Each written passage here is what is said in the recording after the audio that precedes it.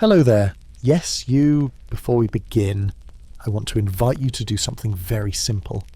Just let your eyes soften now, let your shoulders melt away from your ears, let the gentle weight of this moment press against your skin like a warm woolen blanket fresh from the hearth.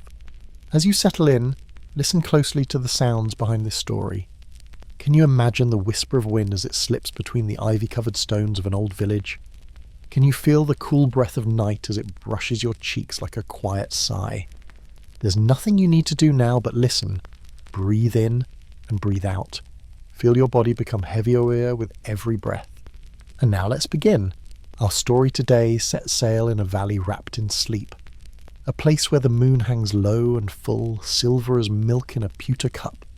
spilling light across cobbled lanes and mossy rooftops. The air here is gentle. It carries the scent of heather and old wood smoke, of damp earth and crushed lavender underfoot. In this valley, nestled between two softly sloping hills, lies a village not marked on any map. You might pass it by unless you happen to arrive on the quietest kind of evening, the kind where the stars seem to hum softly above. And if you did arrive on such a night, you might find yourself standing outside a low stone cottage, with ivy twisting up its sides like sleepy green ribbons. The shutters would be closed, but just beneath the door a thin golden light would spill out, and the faint scent of bread, warm, sweet, and dusted with something floral, would drift through the air like a lullaby. This is the home of Leora, the baker of starlit bread.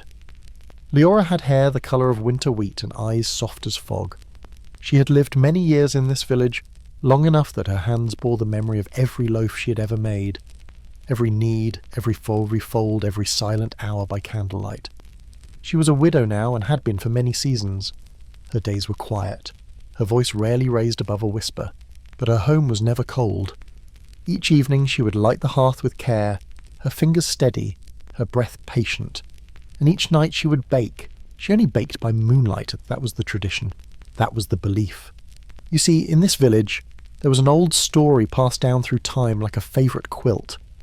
It was said that when bread was kneaded beneath the light of a full moon, and baked slowly with calm and love, it could bring the gentlest of dreams. Dreams without worry or weight,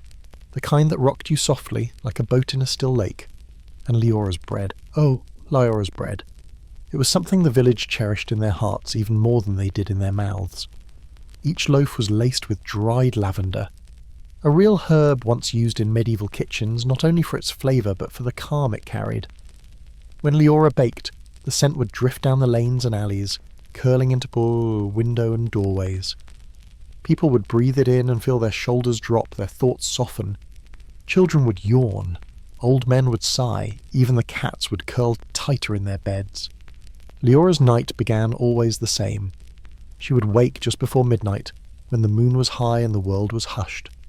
She would wrap her shawl around her shoulders and pad barefoot across the cool stone floor to the kitchen. The fire from earlier would still glow in the hearth, a soft orange breath pulsing in the dark. She would light 2 beeswax candles, always 2, and set them beside her worn wooden table. The flour she used was milled by hand from a farmer 3 hills over, the eggs gathered from hens that roamed freely through her garden. But it was the lavender, always the lavender, that made the bread hers. Dried and crumbled between her palms, it fell into the dough like purple snow. And oh, that smell. Close your eyes and imagine it now.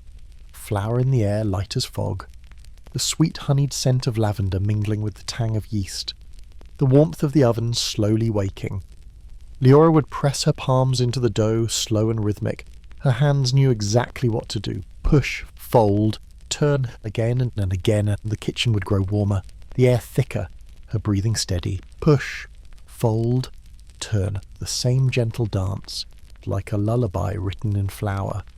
Can you feel it? The hush in the room, the flicker of candlelight on stone walls, the slow crackle of the hearth. It's not just a kitchen, it's a dream being made. Outside the leaves rustled softly, the trees nodded in sleep. The moon above watched with her quiet silver eye. Leora spoke very little, but sometimes when the mood struck her, she would hum, low and breathy, a tune her mother used to sing, and the walls would seem to remember it. holding the notes in their worn stones, soft, slow, sweet. Once the dough had risen, plump and full of promise, she would shape it into round loaves and dust the tops with flour. Sometimes she would score them with tiny stars using the tip of a dull knife, little constellations carved into crust. Other times she would shape a crescent moon. She said it helped the dreams take root. The bread would go into the oven, and the scent would deepen, richer now, full, earthy, the kind of scent that settles into your bones and tells your body it's time to rest. Leora would sit then, in her worn chair near the fire. She'd wrap herself in a shawl stitched with patches from her youth, and she would wait. Not with impatience, but with the stillness of someone who knows time will come. Outside, the village would sleep on. In their cottages, the people would shift beneath their blankets. They would breathe deeply, dream gently, knowing that by morning their doorstep might hold a still warm loaf wrapped in linen. No note, no knock, just the softest gift, a piece of peace. Sometimes Leora would close her eyes while she waited, not to sleep, but to remember. Her husband Caleb used to help her bake. His laugh would bounce off the walls like a bell. She could still hear it sometimes when the wind turned just right. And though the ache of missing him still lived in her chest, it was a quiet ache now, like the memory of a song, one that no longer hurt to hum, and so she hummed. Let yourself hear that tune now. Imagine it drifting toward you through the air, threading between the flickers of the candles, curling around the rising steam from the oven. A lullaby made not of words, but of warmth, of care and of time. The kind of tune that stays with you long after it ends. Can you feel the warmth growing now? Can you feel the pull of sleep behind your eyes? Good. Let it come. Let yourself drift like a feather caught in the breeze. There is no rush, no need to hold anything tightly. You are here, safe, and the story is just beginning. The loaves finished baking just before dawn. Leora would lift them from the oven with quiet hands, set them on a rack carved long ago by Caleb. The wood dark and smooth from years of touch. Steam would curl up from each loaf like a secret, and in that quiet moment, just before the birds began to sing, she would whisper a blessing, just a few words, meant only for the bread, and for the dreams it would carry. Then she would bundle each loaf in linen, and slip out into the village, her basket full. The dew still clung to the grass. The moon hung low, ready to sleep. And one by one she would leave the bread.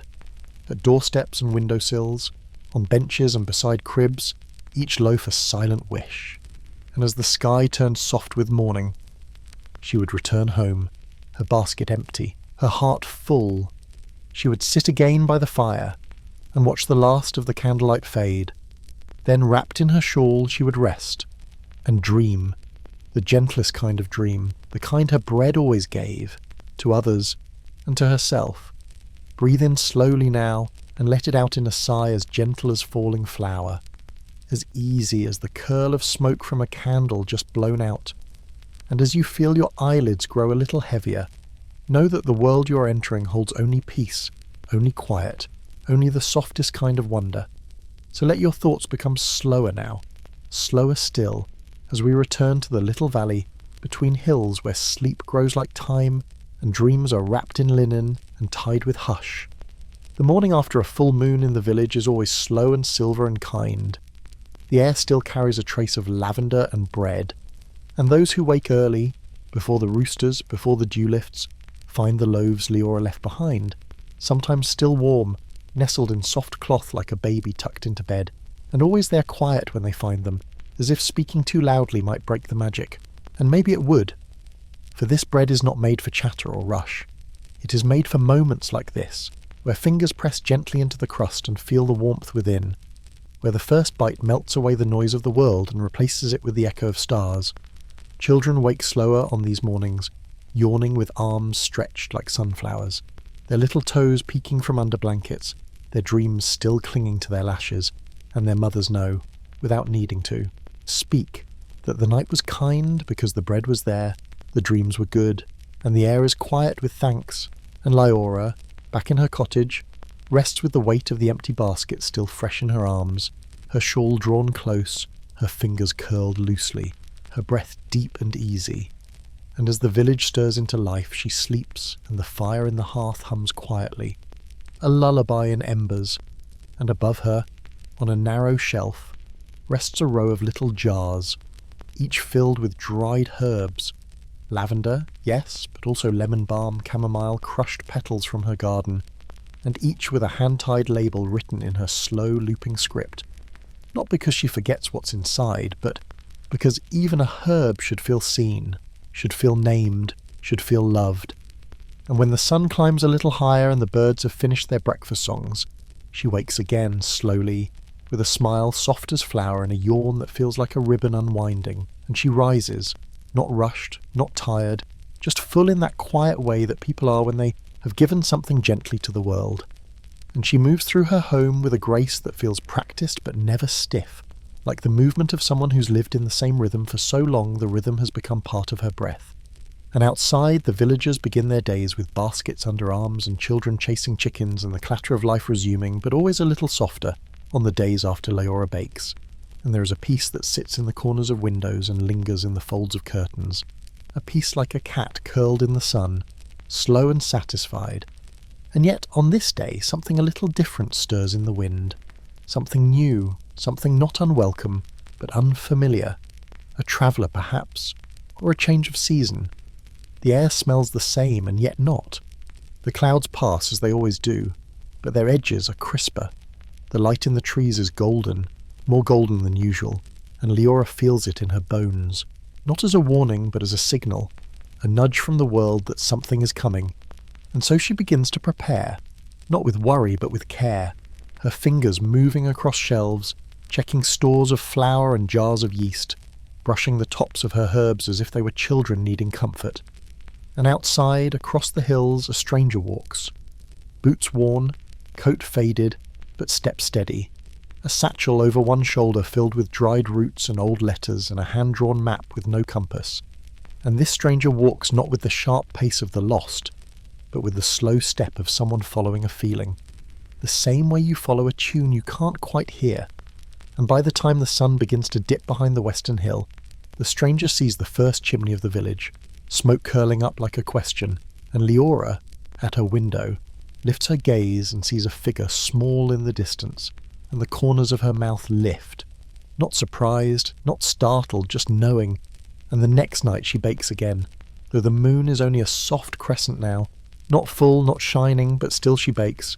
because some nights call for warmth, not just dreams, and as she needs, she adds something new to the dough, a little rosemary, a touch of sage, and a pinch of salt she gathered from the sea 3 summers past. And the dough feels different, alive almost, eager beneath her palms, and her hands move with purpose, each motion a note in a song that only she knows, and when the bread rises, it does so with pride, as if knowing it is needed, truly needed. And when it bakes, the scent is deeper, more rooted, as if the earth itself had exhaled into her oven. And this time, when the loaves are wrapped and laid in her basket, she places one aside, a small one, crust darker, edges curled, and she writes a note.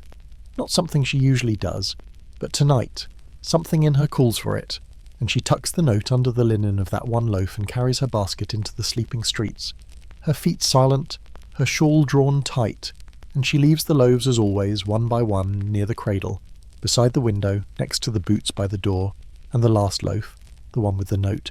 she carries just a bit farther, beyond the edge of the village, where the stranger has made a small camp beneath a tree whose leaves shimmer like bronze in the starlight, and she sets the loaf beside the sleeping form and tucks the cloth gently around it, her fingers brushing the edge of the paper as she leaves. And by morning, the stranger wakes to the scent of lavender and rosemary, and to a message written in a hand that feels like it's always been part of his story. And the message is simple, only 7 words: follow the bread to find your rest. And he does, first with caution, then with trust, and Leora watching from. Her window feels no fear, no doubt, only the quiet certainty of someone whose bread has always known more than her words. And in the days that follow, the stranger moves closer, a little each day, not rushing, not asking, but learning, listening, and the village watches too, not with suspicion, but with that same gentle curiosity one gives to a bird that lands nearby. And one afternoon, when the sun leans heavy on the hills and the wind smells of harvest, the stranger knocks on Leora's door, Not loud, not sudden, just a quiet knock like a heartbeat. And she opens it, and smiles, and says nothing at all, just steps aside and he enters, and the warmth wraps around him like memory, like safety, like stories long forgotten, and he sees the oven, the herbs, the little jars, the candles burned low, and he breathes in deep, and his shoulders drop and he sits, and Leora places a loaf before him, not sliced, not buttered, just warm and whole, and he breaks it, and eats, and says only this: "I dreamed, and I slept through the night," and Leora nods, and pours tea, and the fire crackles, and outside the village carries on, and the stars begin to blink awake, and the moon, though not full, watches from her sky seat. And the story begins to turn again, like dough rising, like breath deepening, like a dream being shaped in the dark. The days that followed moved like soft waves upon a lake, slow and without urgency. And each morning the sun spilled its warmth across the rooftops while the dew still clung to the grass like pearls left by the night. And within the little stone cottage tucked beneath the hill's quiet brow, Leora continued her rituals as she always had, rising not with haste but with that same timeless calm, the kind of rhythm that doesn't bend for time but makes time bend for it.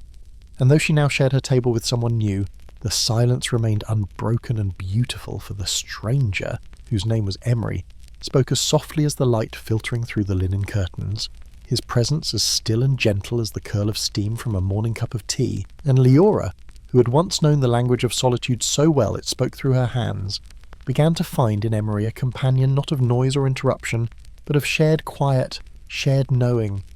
And as autumn leaned into the valley with golden arms and the scent of turning leaves, their evenings were spent in a hush of shared chores and silent fireside evenings. Sometimes he would grind herbs while she shaped dough, and sometimes she would show him the way she folded the linen with corners tucked just so. And though no words passed between them often, the silence was not empty. It was full of meaning, full of breath, full of the weightless comfort that comes when two souls move in the same current, not rushing, not pulling, just floating together. And at night, while the loaves rose, they would sit by the hearth sipping warm drinks made from herbs picked beneath the moon, and Emery would rest his eyes as Leora hummed, not loud, not directed at him, just a hum that seemed to flow from her chest the way water flows from a spring, and over time the village began to notice something in the bread. Not a difference, but a fullness, a roundness to the dream it brought,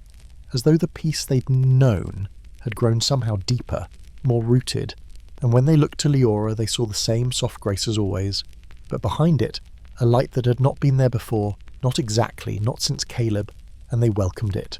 For they knew that love did not replace but rather returned in new forms, and Emery did not come to replace but to join, to witness, to carry something unspoken beside her.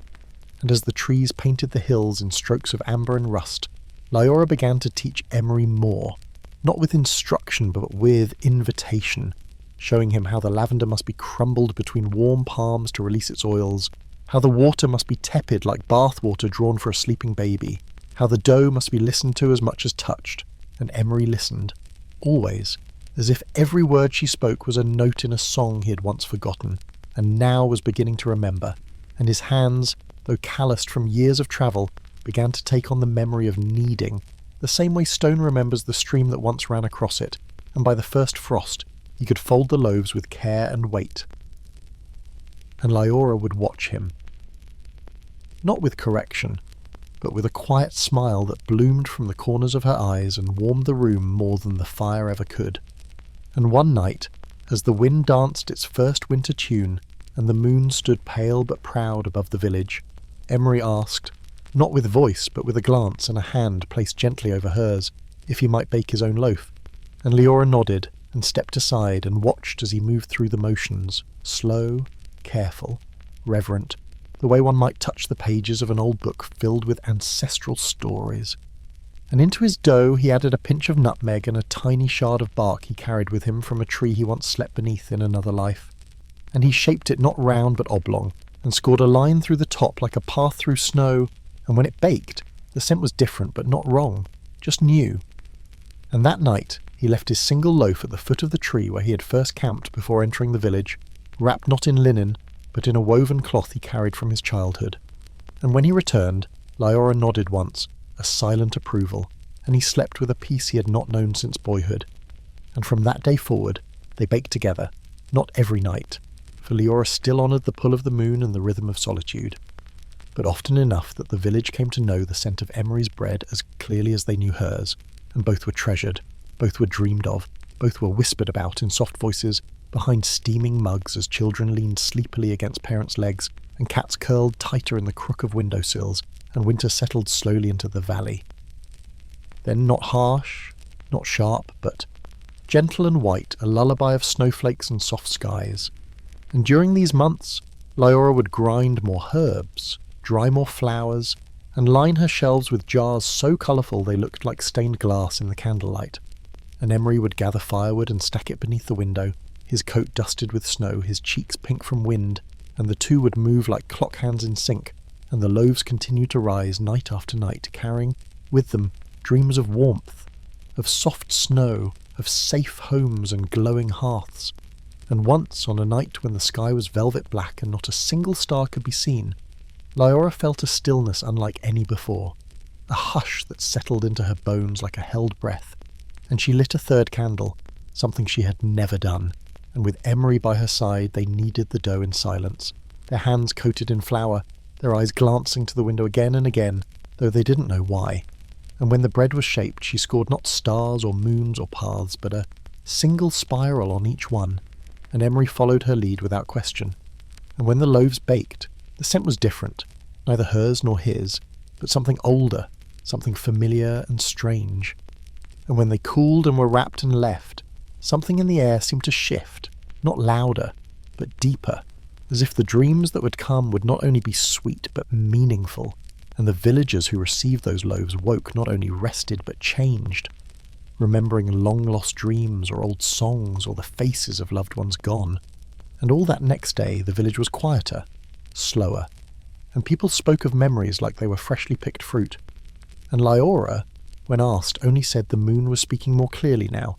and Emery understood without asking what that meant, and in the nights that followed he began to write small notes, lines of poetry, wishes, single words folded into tiny paper birds that he tucked beneath the loaves he baked. And though Leora never read them, she smiled when she saw the little birds disappear into the dark with each delivery. And as the final snows came and the year began to turn its last page, they prepared for the night of the longest moon, a night said in the village to be powerful for dreamers and bakers alike.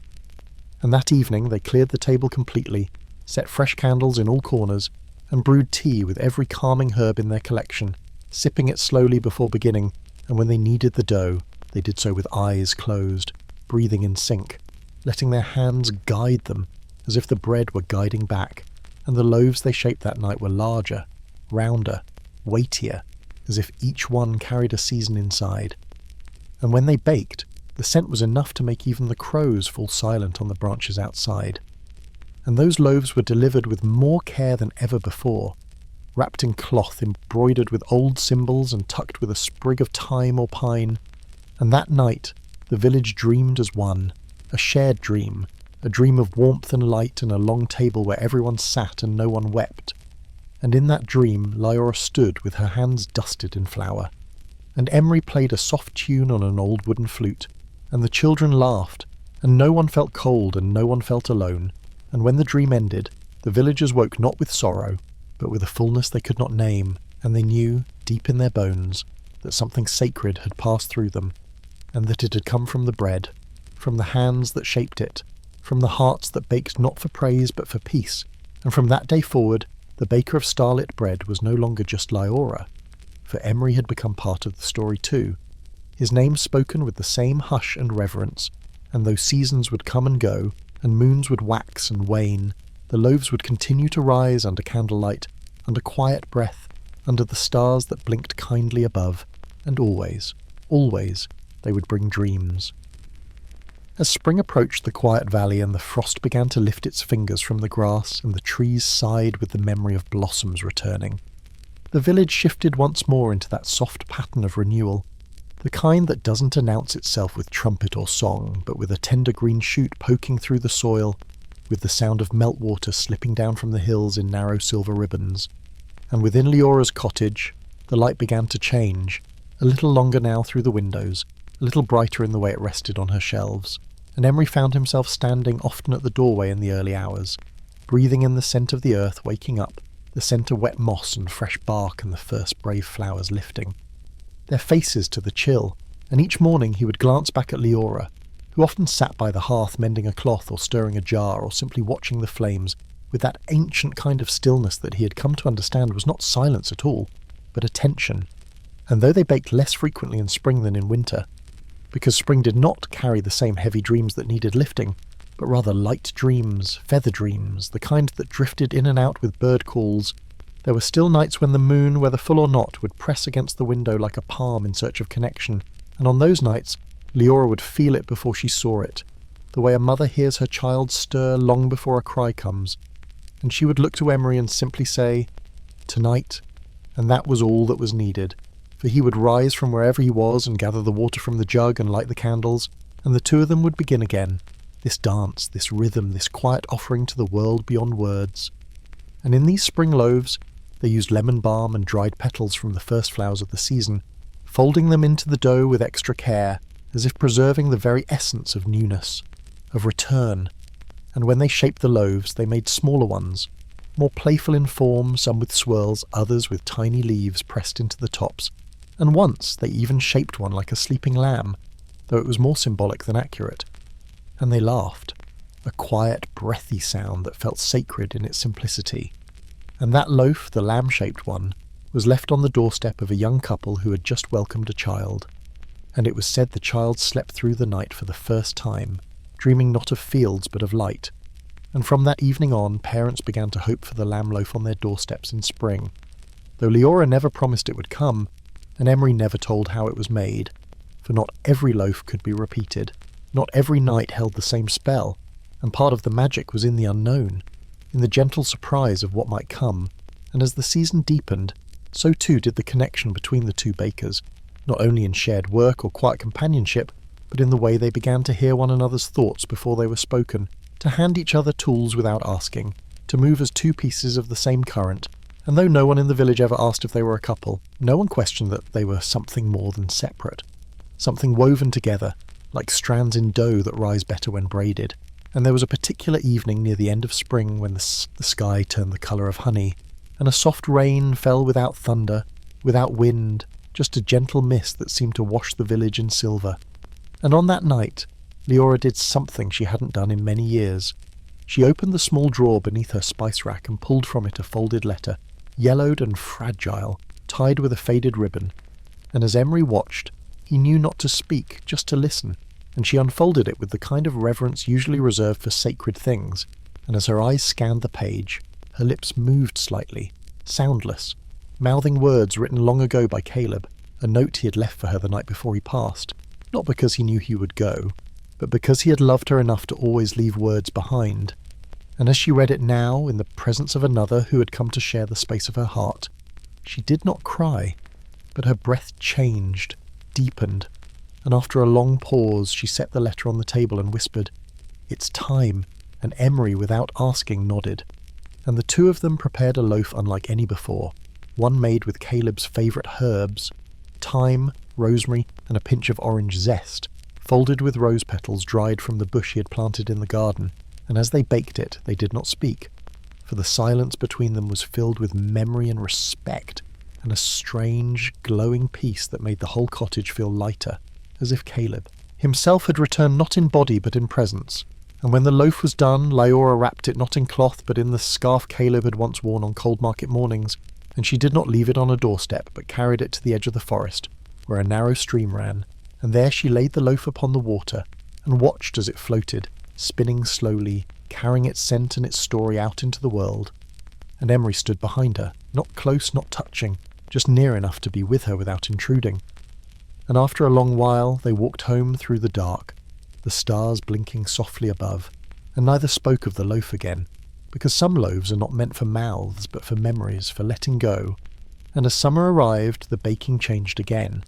for summer brought longer days and shorter nights, and people did not sleep as deeply, nor did they dream as heavily, but still the need for peace remained, and so they made lighter loaves, some with seeds, others with dried fruits soaked in rosewater, and they baked in the cool of early morning rather than the thick heat of night. And Emery began to experiment with shapes again, making loaves that looked like sunbursts, and once one that looked like a coiled snail, and Leora, amused, gave it to an elder who used to raise snails for her garden, and the old woman laughed so hard she dropped her cane, but she claimed it was the best night's sleep she'd had in 10 years, and so the snail loaf became a seasonal favourite, returned every midsummer with a wink and a bow, and as the rhythm of the year carried them forward, the two bakers found themselves known not just in their own village, but beyond, for travellers would arrive by word of mouth, by rumour, by memory, saying they had once tasted a dream wrapped in linen, and wondered if they might taste it again, and Leora always welcomed them with tea, and Emery with bread, and no one ever left without sleeping the deepest sleep of their life in the arms of the valley, and though neither of them ever sought attention, the world seemed to hum their story across the fields, through the trees, over the hills, till people began calling the path into the village the Dream Trail, and those who walked it were said to arrive one person and leave another, not changed loudly, but quietly, as if something inside had been rearranged into peace, and in time young ones in the village began to ask if they could learn, if they might be taught to bake in the way Leora and Emery baked, and at first the two were unsure, for the baking was sacred, not just craft but spirit. But one evening, as a girl named Elira stood with her hands behind her back, eyes wide with hope, Leora saw herself in the child, years ago, before Caleb, before grief, before the lavender filled her windowsills, and she nodded, and Emery smiled, and the lessons began, not in recipes, but in rhythm, in quiet, in breath, in intention, and the children learned not only how to mix and knead and bake, but how to listen to what the dough needed, how to press care into each fold, how to wrap loaves like lullabies, and the children grew slowly, as dough does, and the baking became not just Leora and Emery's story, but the villagers' song, passed down, sung softly, never rushed, and always with love. By the time the second summer gave way to amber leaves and crisp winds, the hills around the village had taken on their richest colours, oranges and reds and golden yellows burning quietly against the sky like fire without flame, and the mornings grew cooler, the mist thicker as it rolled down into the valley, like a hush curling into corners and kissing the eaves of cottages, and the ovens in Leora's kitchen glowed longer now, not out of necessity, but because the rhythm of the earth had shifted again, calling for warmth to return, calling for bread to hold weight once more, not just of herbs and water and salt, but of memory and comfort and dreams pulled long from the roots of the land itself. And with each new night, the bread they baked seemed to hum a little louder beneath the crust, not in sound, but in sensation, a feeling that passed from their hands into the dough, and from the dough into those who ate it, and the villagers began leaving small tokens on Leora's doorstep in return. A carved stone in the shape of a fox, a strand of beads woven from river grass, a folded paper lantern with a single word written inside, rest. And though neither Leora nor Emery asked for payment, they accepted the gifts with quiet nods, placing them on the shelves beside the jars and herbs and candles, and so the home became not just a bakery but a living altar of gratitude, a space humming with shared energy. And that autumn, something extraordinary occurred, not with fanfare, but with deep simplicity, for one of the children they had taught, now taller, now steadier in their touch, came quietly to the door one evening and offered a loaf of their own, baked alone, wrapped in cloth sewn by their grandmother, and Leora, holding the still warm bread in her palms, felt the corners of her eyes sting, not with sadness but with joy, for it was the first time in many years that the rhythm had passed completely into another's hands, and when she and Emery sat down to share it, they broke the crust together, releasing a breath of rosemary and pear, and as they tasted it, they both closed their eyes, and for a long while said nothing at all, because the bread had spoken for them, and from that moment on the teaching deepened, not faster, not more frequent, but truer, with each new student learning how to bake not for pride but for peace, not for applause but for dreams. And as the leaves fell and the sky turned sharper, stars seemed to shine brighter above the village, as if recognizing something sacred below, and the full moons grew more golden, as if tinted with butter and memory. And one night, as the wind howled gently through the shutters and the fire cracked in the hearth like a voice trying to sing, Leora found herself unable to sleep, not from worry, but from a call that came from deep inside her chest. A warmth, a hum, a pull, and so she rose before even the candles, and stood at the window in the dark listening to the breath of the world. and in that quiet, she felt it. A change, not in her or Emery or the village, but in time itself, as though something was shifting forward, not ending but turning, and the next morning she spoke to Emery in a voice softer than flour falling from a sifter, and told him that soon she would bake less, not stop but step back, letting the new hands take more of the rhythm, letting the new voices carry the lullaby. And Emery, who had come into her world like a question and stayed like an answer, nodded, his eyes calm, and took her hands in his and said, "Then I will bake for both of us." And Leora smiled, not with lips but with something deeper. And so the transition began, not announced, not declared, but folded gently into each day like a handful of lavender into dough. And soon it was the students who came at dusk, lighting the candles, sweeping the stone floor, grinding the herbs with careful fingers, and Leora began to sit more often near the hearth, her shawl wrapped around her shoulders, her hands always busy with something, embroidery, a book, a bundle of dried mint, and Emery took the lead in the baking, still using her methods, still moving in her rhythm but adding more of his own, loaves with tiny pressed flowers on top, others shaped like spiral suns or crescent moons, and the village welcomed each new bread with the same hush and gratitude. And in time no one could say exactly who had baked what, and it didn't matter, for the dream carried in the bread remained just as deep, just as soft, and just as sacred.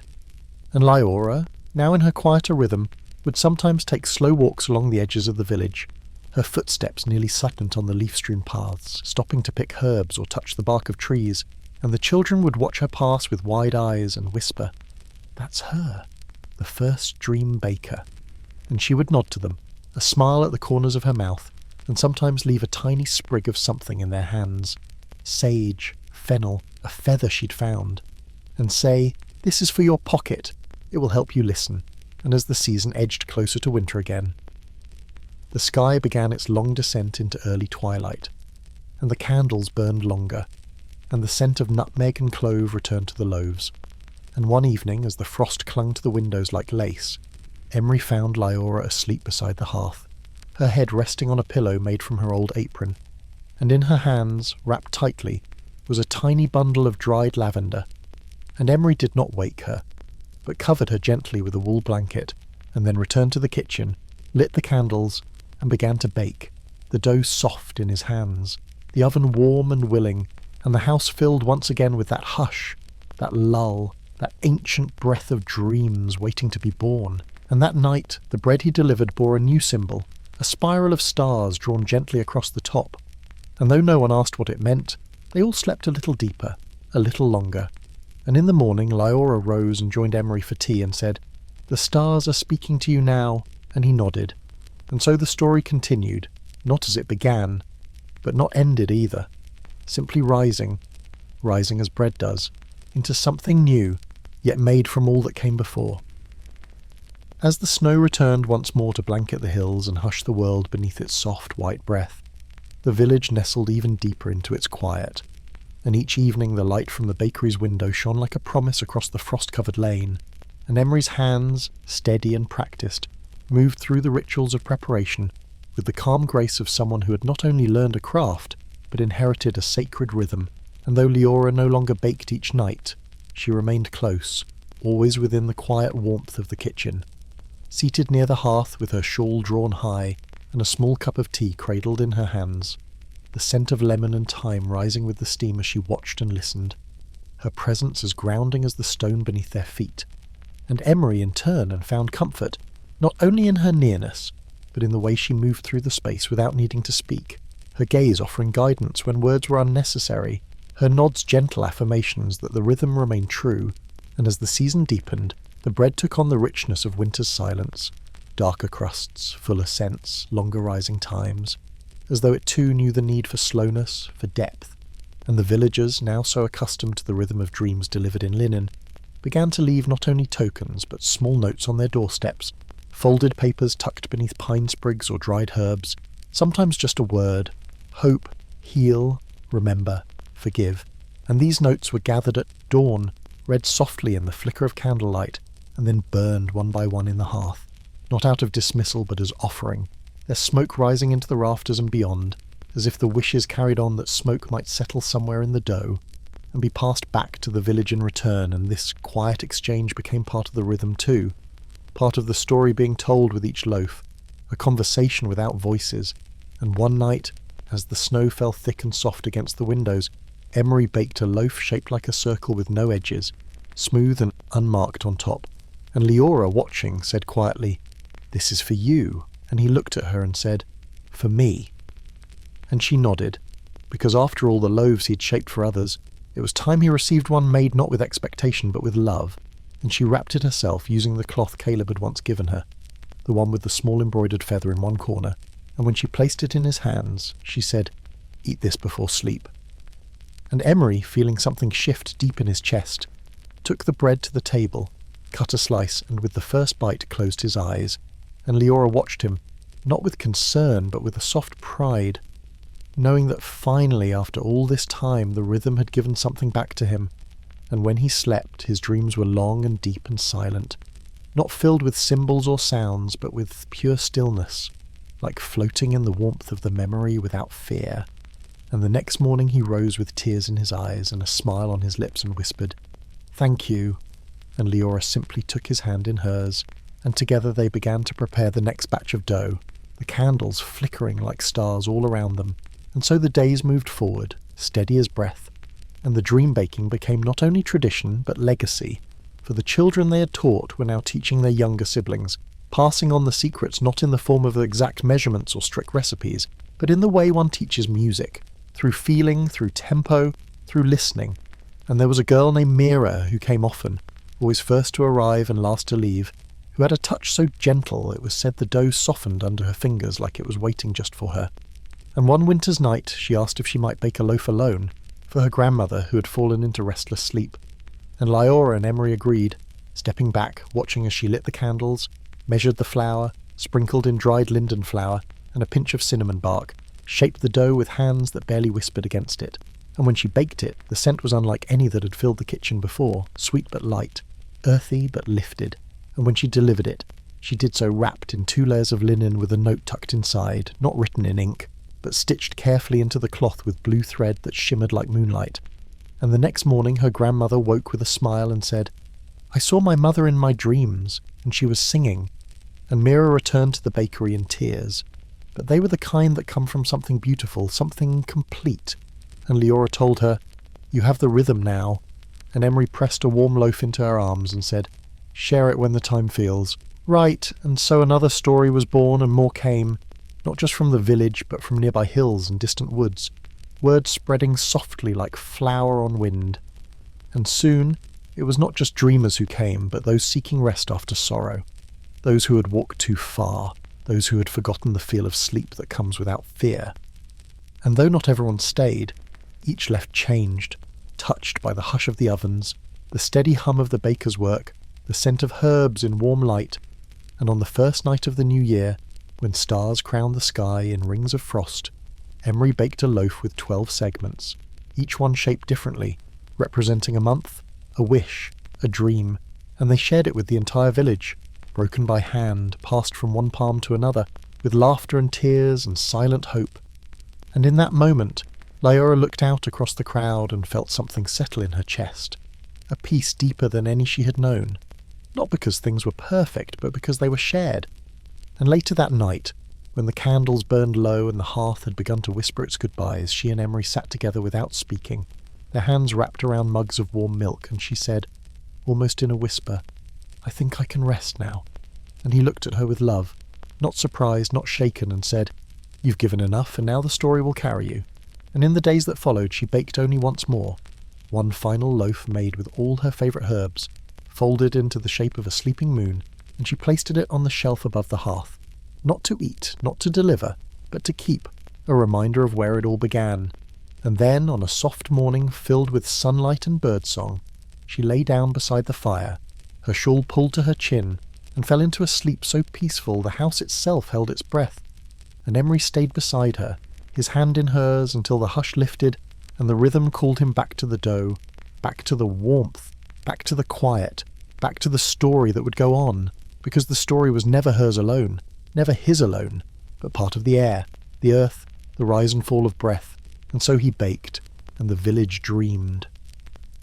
After Leora's final sleep, something unspoken settled over the village. Not sorrow, but reverence, as if every stone in the lane, every wooden door and shutter, every breath of morning mist understood that something deeply beautiful had passed into memory, and yet remained, held not in words or statues or loud tributes, but in warmth, in loaves passed from hand to hand, in lavender smoke curling from the chimney, in the familiar hush of a kitchen where the rhythm still moved gently through flour and fire. And Emery, though quieter now, did not retreat from the world but moved within it like a gentle tide, always steady, always listening, his hands continuing to shape bread with the same patience and care, only now each loaf carried a different kind of energy, one that echoed more deeply, one that felt like holding a beloved voice in silence, and he found that even without Leora's physical presence, her rhythm lived on in his fingertips, in the way the dough responded, in the breath of the oven each time it opened, and the villagers too came not in grief but in gratitude, placing new tokens on the steps, pressed flowers between pages of old books, candles carved with her initials, stones smoothed by river water, and some left no object at all, only silence, only stillness, and that was enough. And as the weeks turned into seasons once more, the rhythm did not fade but evolved, and the bakery itself became something greater than a single life, becoming a shared space where stories continued to rise like steam from freshly baked loaves, where new bakers came to learn, not only the art of bread, but the deeper work of listening, watching, waiting, and among them was a boy named Eli, quiet and observant, with eyes like polished amber, and a way of moving that reminded Emery of Leora, not in form but in feeling. And Emery, though never one to rush, began to teach him more deliberately, guiding him not only through measurements and temperatures, but through the invisible art of breath and presence, the way one kneads, not just dough but intention, the way one listens not only to a timer, but to the subtle song of rising yeast. And Eli, like a root finding water, absorbed everything with quiet reverence, asking questions not to impress but to understand, and it wasn't long before he was baking alone, shaping loaves in the early morning while the village still slept. And Emery, waking to the scent of sage and oat and wild honey, would smile from the edge of his dreams, knowing that the rhythm had passed again, and so the legacy deepened, folding layer upon layer. Like laminated dough, thin and delicate and endlessly strong, and the dream loaves became a part of the culture, something expected and beloved but never taken for granted. And with time, more villagers began experimenting with their own dream bakes. Small hearths built at the edge of gardens, ovens stoked with alder and plumwood, herbs grown not just for seasoning but for sleep, and a tradition that had begun with one woman and a candle now lived in dozens of homes, each with its own expression, its own rhythm, and the village itself changed shape gently. New paths worn where people walked more often, new windows added to let in starlight, and though time moved forward as it always must, the heart of the story pulsed gently at the centre, unchanged, unwavering, and Emery now with silver in his beard and softness in his eyes continued to bake. Not every day, not every loaf, but when the call came, when the rhythm stirred in him like a familiar tune, and on those nights, the loaves he made carried something old and sacred, something the others could feel without needing to name, and sometimes, when he sat by the hearth, he would speak to Leora as if she still sat beside him, his words no louder than the crackle of the fire, sharing thoughts, stories, even recipes he'd dreamed. And though no one else heard her reply, he always smiled as if she had. And in this quiet way, love remained. And one winter's night, during the longest stretch of darkness, Eli asked if he might bake a bread not for dreaming but for remembering, and Emery nodded without hesitation, knowing that memories are dreams in reverse, and together they prepared a dough laced with rose hips and chamomile, dusted with powdered juniper, and shaped into a braid that wrapped around itself like the curled body of a resting child. And when it came from the oven, the scent stirred something ancient in the walls themselves, and they placed it in the centre of the bakery, not to be eaten, but to be held, touched, witnessed, and each villager who entered that day laid their hand upon it, closing their eyes, whispering names, and for one long evening the bakery became not a place of nourishment but of remembrance, and no one left hungry. And when the sun rose, the bread was taken gently to the river and placed upon the current, drifting downstream with flowers and bits of ribbon, and though it disappeared into the bend of the water, its presence lingered not in form but in feeling, and Emery said to Eli, that was the most sacred loaf of all, and Eli bowed his head, humbled not by praise, but by having been a part of something larger than himself. And so the seasons turned again, and more students came and more stories formed. And one day, a young woman named Selene brought a seed from her distant home, an herb unknown to the village, and with permission, she planted it near the bakery, tending it every day, whispering to it in her native tongue.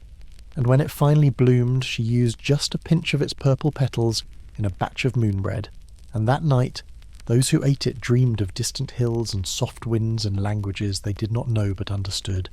And Solène wept gently in the doorway, saying, "It brought my mother to me." And Emery placed his hand on her shoulder and said, "Then your rhythm has joined ours." And so it was that the bakery became not only a place of bread and dreams, but a tapestry woven from many lands, many herbs, many hands, and though it still bore Leora's name on the old wood above the door, no one called it hers alone, because now it belonged to the breath of the village, to the memory of stars, to the hush of dough rising by candlelight, and to every soul who came, seeking not answers, but quiet. And as Emery sat one evening near the hearth, watching Eli guide a new group of students, he reached for a small journal tucked beneath the cushion of his chair and opened it to the last page, and in a hand that trembled only slightly, he wrote, "The rhythm remains." And then he closed the book, placed it beside the bundle of dried lavender that had once lain in Leora's hands, and let out a long, slow breath, as if releasing the last line of a song, and the fire crackled softly, and the stars blinked in quiet approval. And somewhere in the walls, in the flower dust, in the scent of cinnamon and thyme, the story rested but did not end, because some stories are not meant to close, only to soften, to rise, and to feed the next dream. In the stillness that followed Emery's quiet entry into the twilight of his years, the bakery remained a hearth not only of bread but of presence, a sanctuary of warmth that did not dim with time but seemed instead to gather light from every life that passed through it. And Eli, now steady and sure in his own rhythm, carried the tradition not like a burden but like a lantern, its flame flickering gently with every loaf he shaped and every dream he helped guide toward rest. And he added his own touches over time, not to change what had come before, but to let it grow as a living thing does, folding in herbs from the garden he tended by moonlight, keeping bees whose honey he infused with thyme and lavender, even planting night-blooming jasmine near the window, so the scent would drift in as the loaves cooled on the racks. And as new faces came to learn, he taught them the way Leora had taught Emery, and the way Emery had taught him, not with strict lines, but with quiet observation, not with loud commands, but with space and stillness, allowing each apprentice to feel their way into the rhythm, like a musician learning by ear. And one by one they came to understand that baking in this place was not about flour or heat or technique, though those mattered, but about listening, breathing, waiting, and surrendering to the space between moments. And in the evenings, when the fire was low and the scent of fennel and toasted seed lingered in the air, Eli often read aloud from the book Emery had left behind, the one filled with short passages written not as instruction but as reflection, like the line that said, "The dough remembers your hands more than your mind does," or the one that whispered, "Sleep is not the absence of waking, but the return to something older than fear," and the students would close their eyes as he spoke. Not to sleep, but to feel the words settle into them, and outside the window the stars blinked as if nodding in approval, and the trees swayed in time with the breath of the village. And it came to pass that a festival began to form around the bakery, not grand or loud, but quiet and soft, held once a year during the second full moon of autumn, when the winds turned cold and the fields lay resting. And during this time the village came together to create one great communal loaf, shaped not by one pair of hands but by many, each person adding something to the dough, a sprig of rosemary, a memory, a tear, a wish. And when it rose with the hope of everyone in the village, and was baked in the ancient stone oven that had never cooled since Leora first lit it so many years ago. And when it was done, it was broken and passed around in silence, each person taking a piece and closing their eyes before tasting. And though no words were spoken, the air shimmered with a kind of shared peace that lingered long after the moon slipped below the hills. And one year during the festival, a young girl named Nessa, who had never spoken aloud in her life, took a piece of the bread, held it in her hands, and whispered, "Thank you," and though it was barely more than a breath, everyone heard it, and no one said a word, only smiled, only breathed a little deeper, only felt their hearts soften like warm butter on the just-baked crust. And that night, Eli sat alone after the lanterns were dimmed, watching the last wisps of smoke curl into the rafters, and he felt the presence of those who'd come before, not as ghosts, but as rhythm, as warmth, and he knew then, without needing to name it,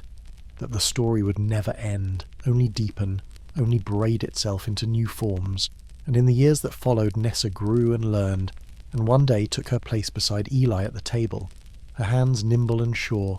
her silence now filled with expression through touch and scent and shaping, and she created a loaf with woven strands that mirrored the river's winding path, and those who ate it dreamed of flowing water and smooth stones, and voices they hadn't heard in years. And Eli looked at her and said, "Your rhythm is ancient," and she smiled, and he knew it was time to begin stepping back, not to leave, but to make space, to become part of the story's background hum, the way Leora had once done,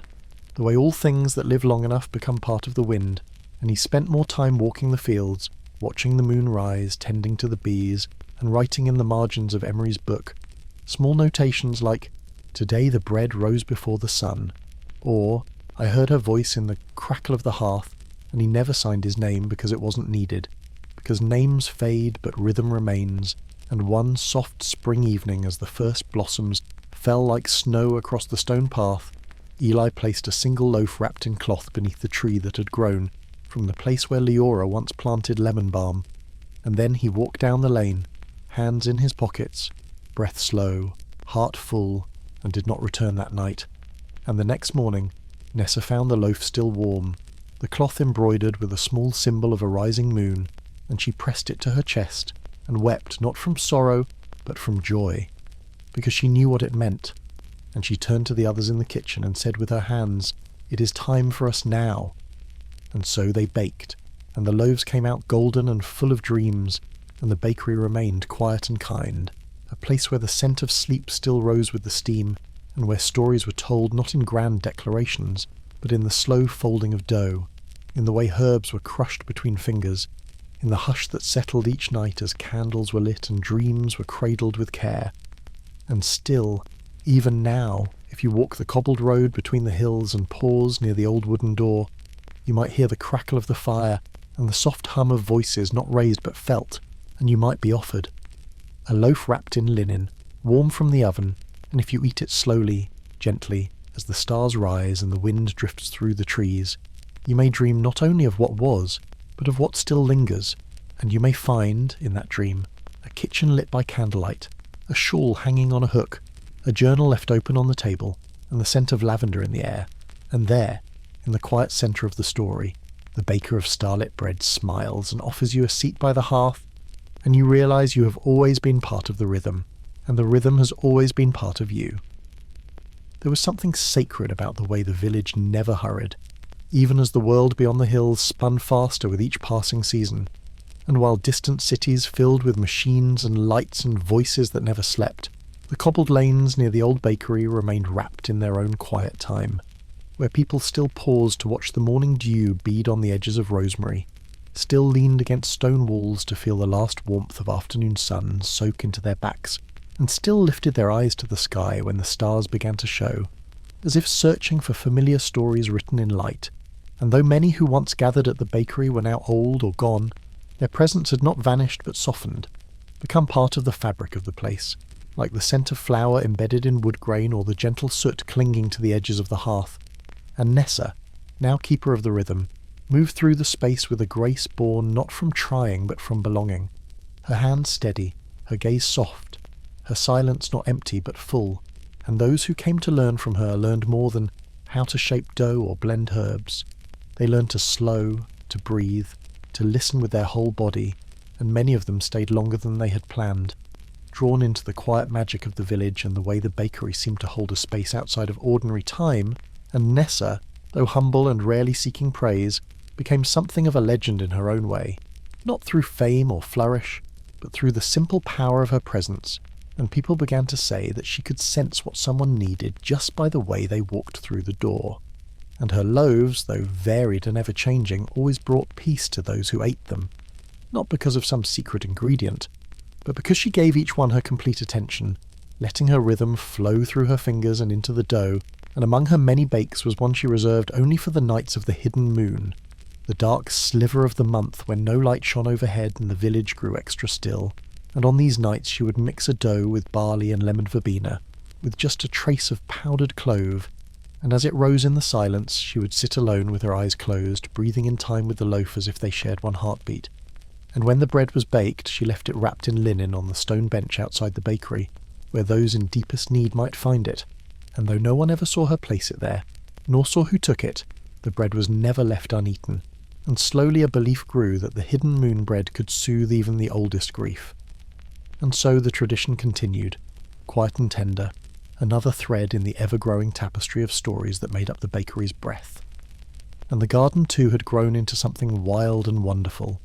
no longer neat rows but a gentle chaos of colour and scent, with thyme spilling over into mint and lavender rising like soft flags beside the trailing silver sage.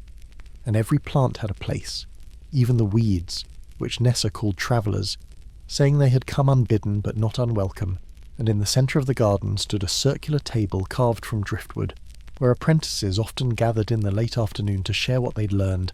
not only of baking but of feeling, and one spring a young man named Florian came to learn, having travelled from far away with little more than a pack and a quiet ache in his chest he could not name, and he did not speak much at first, only watched, only helped, only lingered near the edges of the others like a shadow of light. But slowly, under Nessa's gentle guidance, he found his way into the rhythm, and it suited him well, for he had a soft touch and a patient heart, and soon he began to bake with a kind of reverence that made others fall silent when they watched him, as if afraid to disturb the grace of his movement. And one day he asked Nessa if he might create a loaf to honour a dream he could no longer remember, but still felt in his bones, and she only nodded and said, "Then let your bones speak." And he worked for 3 days, experimenting with flowers and teas and crushed seeds, until at last he shaped a round loaf with a spiral scored into its top. And when it baked, it filled the bakery with a scent no one could name, but everyone recognised. And those who tasted it said they dreamt of places they had never seen, but knew they once belonged to. And Florian wept beside the oven, not from sadness, but from recognition. And from that day he stayed, not as an apprentice, but as a baker in his own right. And the bakery now had 2 hearts, each steady, each quiet, each beating in time with the breath of bread, and the nights were longer again, the moon, taking longer to climb into the sky, and with it came a stillness deeper than before, a quiet that wrapped itself around the village like a shawl, and during one such night a letter arrived from a far-off city, carried by a traveller with dusty boots and gentle eyes, and the letter was addressed not to a name but to the keepers of the bread, and inside was a story written on thick parchment, telling of a woman who had once passed through the village in her youth, and now, many years later, still dreamt of the bread she had eaten there, of the peace it had brought her, of the silence it had gifted her busy mind, and she wrote to say thank you, and to ask if they might share the recipe, and Ness and Florian read the letter by lamplight, nodding gently, and in the morning they wrote a reply not with exact measurements, but with rhythm, with guidance like, "Stir until the scent reminds you of home, knead until your arms remember rest, bake until the air hums with memory," and they sealed it with beeswax and sent it back. And so the rhythm spread again, not fast, not wide, but like roots in soil, unseen yet strong, and in time other letters came, and other bakers wrote back, and though no 2 loaves were ever quite the same, they all carried something of the original warmth, and the story continued not on pages or plaques, but in steam rising from morning bread, in the hush of night kitchens, in the eyes of those who found peace in the simple act of shaping dough, and even now, if you listen, if you walk alone beneath the stars and hear the soft sound of wind in the trees, you might hear the rhythm too, steady and warm, like a heartbeat under layers of time, and you'll know that the story is still being told,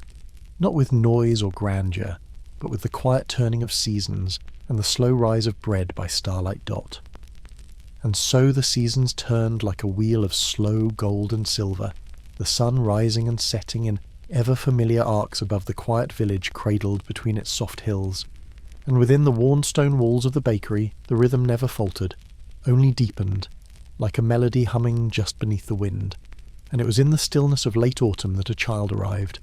bundled in layers of knitted wool, and held close to the chest of a woman whose eyes carried a storm that had finally passed. And the child, who had no name yet, looked around the room with eyes wide and blue as cornflowers, and Nessa, now greyer at the temples and softer in gait, welcomed them without question, for she had always believed that some visitors were called not by map or plan, but by the quiet pull of something older than direction. And the woman stayed through the first frost, sleeping in the attic room that once held sacks of rye and now cradled quiet dreams instead. And during the day she helped in the bakery, kneading and shaping, sweeping and learning, and at night she sat by the hearth with her child swaddled in her lap, humming melodies too old to name, and though she never spoke of where she came from or what she had endured, no one asked because the bread spoke for her, and the steam from each loaf she touched carried a kind of grief that softened into peace. And soon she found a place not as guest but as part of the rhythm,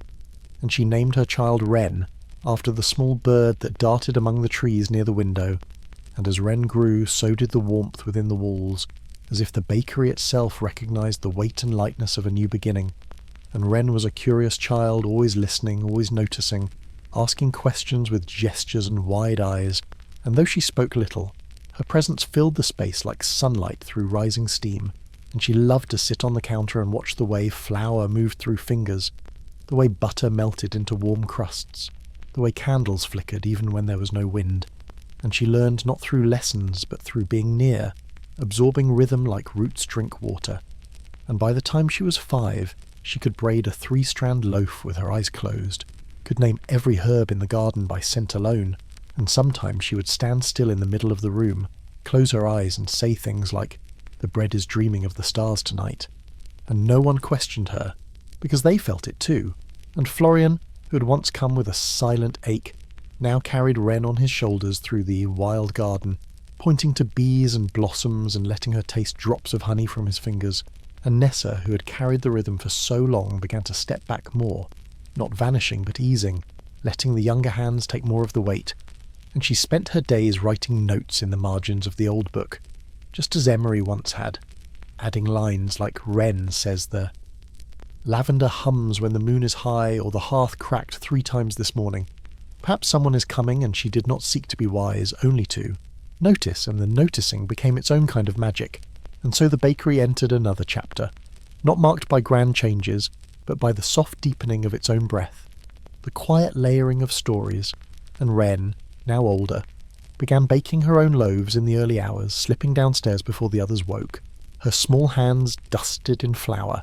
her face glowing with the thrill of doing what the moon had once whispered to her in sleep. And the bread she made was different, shaped like spirals and crescents scored with symbols she had seen only in dreams. And those who tasted it said they remembered feelings they thought they had lost, like the safety of a grandmother's shawl or the hush of a first snowfall, and the bakery, already a haven, became something even softer under her touch, something even more dreamlike, and travellers came not in crowds but in single footsteps, each drawn not by signs or stories but by an inner pull, and they found, always, what they needed.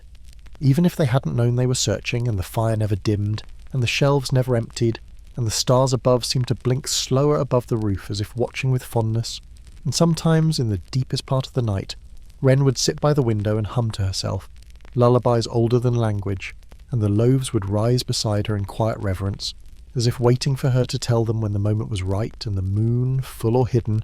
always lingered a little longer above the bakery than anywhere else, as though the sky, too, wanted to stay a while longer, wrapped in the rhythm of bread and breath and gentle dreams. There came a winter unlike any in living memory, when the snow began falling before the final leaves had let go of their branches, and did not stop until even the tallest stones in the village square had been hidden beneath a white hush, and the world outside the bakery turned quiet in a way that was almost holy, with every footstep softened, every voice muted, every breath curling in the air like smoke from a hearth. And though the cold crept through every crack and corner, Inside the bakery, the warmth held firm, a golden glow of firelight and bread-scented air that wrapped around everyone who entered, like an old familiar quilt. And people came not just to buy loaves, but to sit for a while on the wide wooden bench beneath the windows, cupping mugs of steeped herbs and letting their bones thaw as they watched the snow continue to fall. And it was during this long white season that Wren, now nearly 10, began to dream more vividly than ever before, dreams so detailed she could taste them upon waking. Dreams of voices not her own, but full of kindness, dreams of hands guiding hers through unfamiliar shapes of dough, and sometimes she would rise before the others, bundle herself in wool and tiptoe into the garden, where the rosemary now lay under soft hills of snow, and she would whisper into the white, as though speaking to someone just beyond the veil of waking, and then return indoors and begin mixing a dough she had never made before, using ingredients that seemed to call to her from the shelves without words. And the loaves that emerged from these dream-guided bakings were unlike any that had come before, one with a swirl of blue cornmeal and fennel that made even the most restless sleepers sink into hours of quiet slumber, another with cardamom, honey, and oat that brought memories of childhood fields to elders who had long since forgotten them. And her mother, who still baked beside her each day, watched with quiet wonder, never questioning the source of her daughter's gifts, but instead giving thanks for whatever soft mystery had chosen to speak through her hands. And Nessa, older now and sometimes needing rest before the sun fully set, said that Wren's dreams were not new, but remembered, that perhaps the soul of the first baker still lingered in the breath of flour and flame, guiding this new generation with a hand made of memory and moonlight.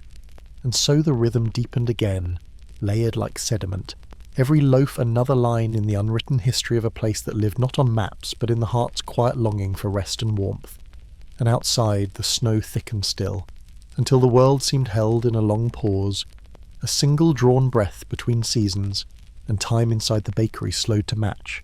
days measured not in hours but in rises and rests, in proofings and coolings, and the people of the village, always gentle, grew quieter still, their footsteps more reverent, their eyes softer, as if they too felt they were inside a dream shared by everyone at once. And during one dusk, as the last of the light turned the snow lavender and gold, a stranger arrived from the edge of the woods, her cloak dusted with frost, her face wind-chapped and quiet, and she did not speak, but held out a small bundle wrapped in cloth, and inside it was a book, aged, leather-bound, and filled with pages that smelled of rosemary and smoke, and when Wren touched it, her breath caught, not in fear but in recognition, as if she had known this object once long ago, in a place before names, and the woman nodded once, turned, and walked back the way she had come, disappearing into the snowfall like a figure from a story only half remembered. And Wren, trembling not from cold but from the weight of something sacred, opened the book beside the hearth and began to read, not aloud but silently, though everyone in the room could feel the words as if they'd been spoken, and the pages were not written in a language anyone knew, yet they understood, and the book became a new rhythm in the bakery, another pulse beneath the others, guiding Wren to new shapes, new scents, new ways of folding and scoring and waiting. And as the days passed, loaves appeared shaped like stars and moons and branches, like waves and wind and whispers, and those who ate them said they felt lighter, as if something old had been gently lifted from them, and one elder wept after tasting a single slice, saying she had remembered the name of a song her mother used to hum before sleep, a song she had thought gone forever. And in this way the bakery continued to breathe,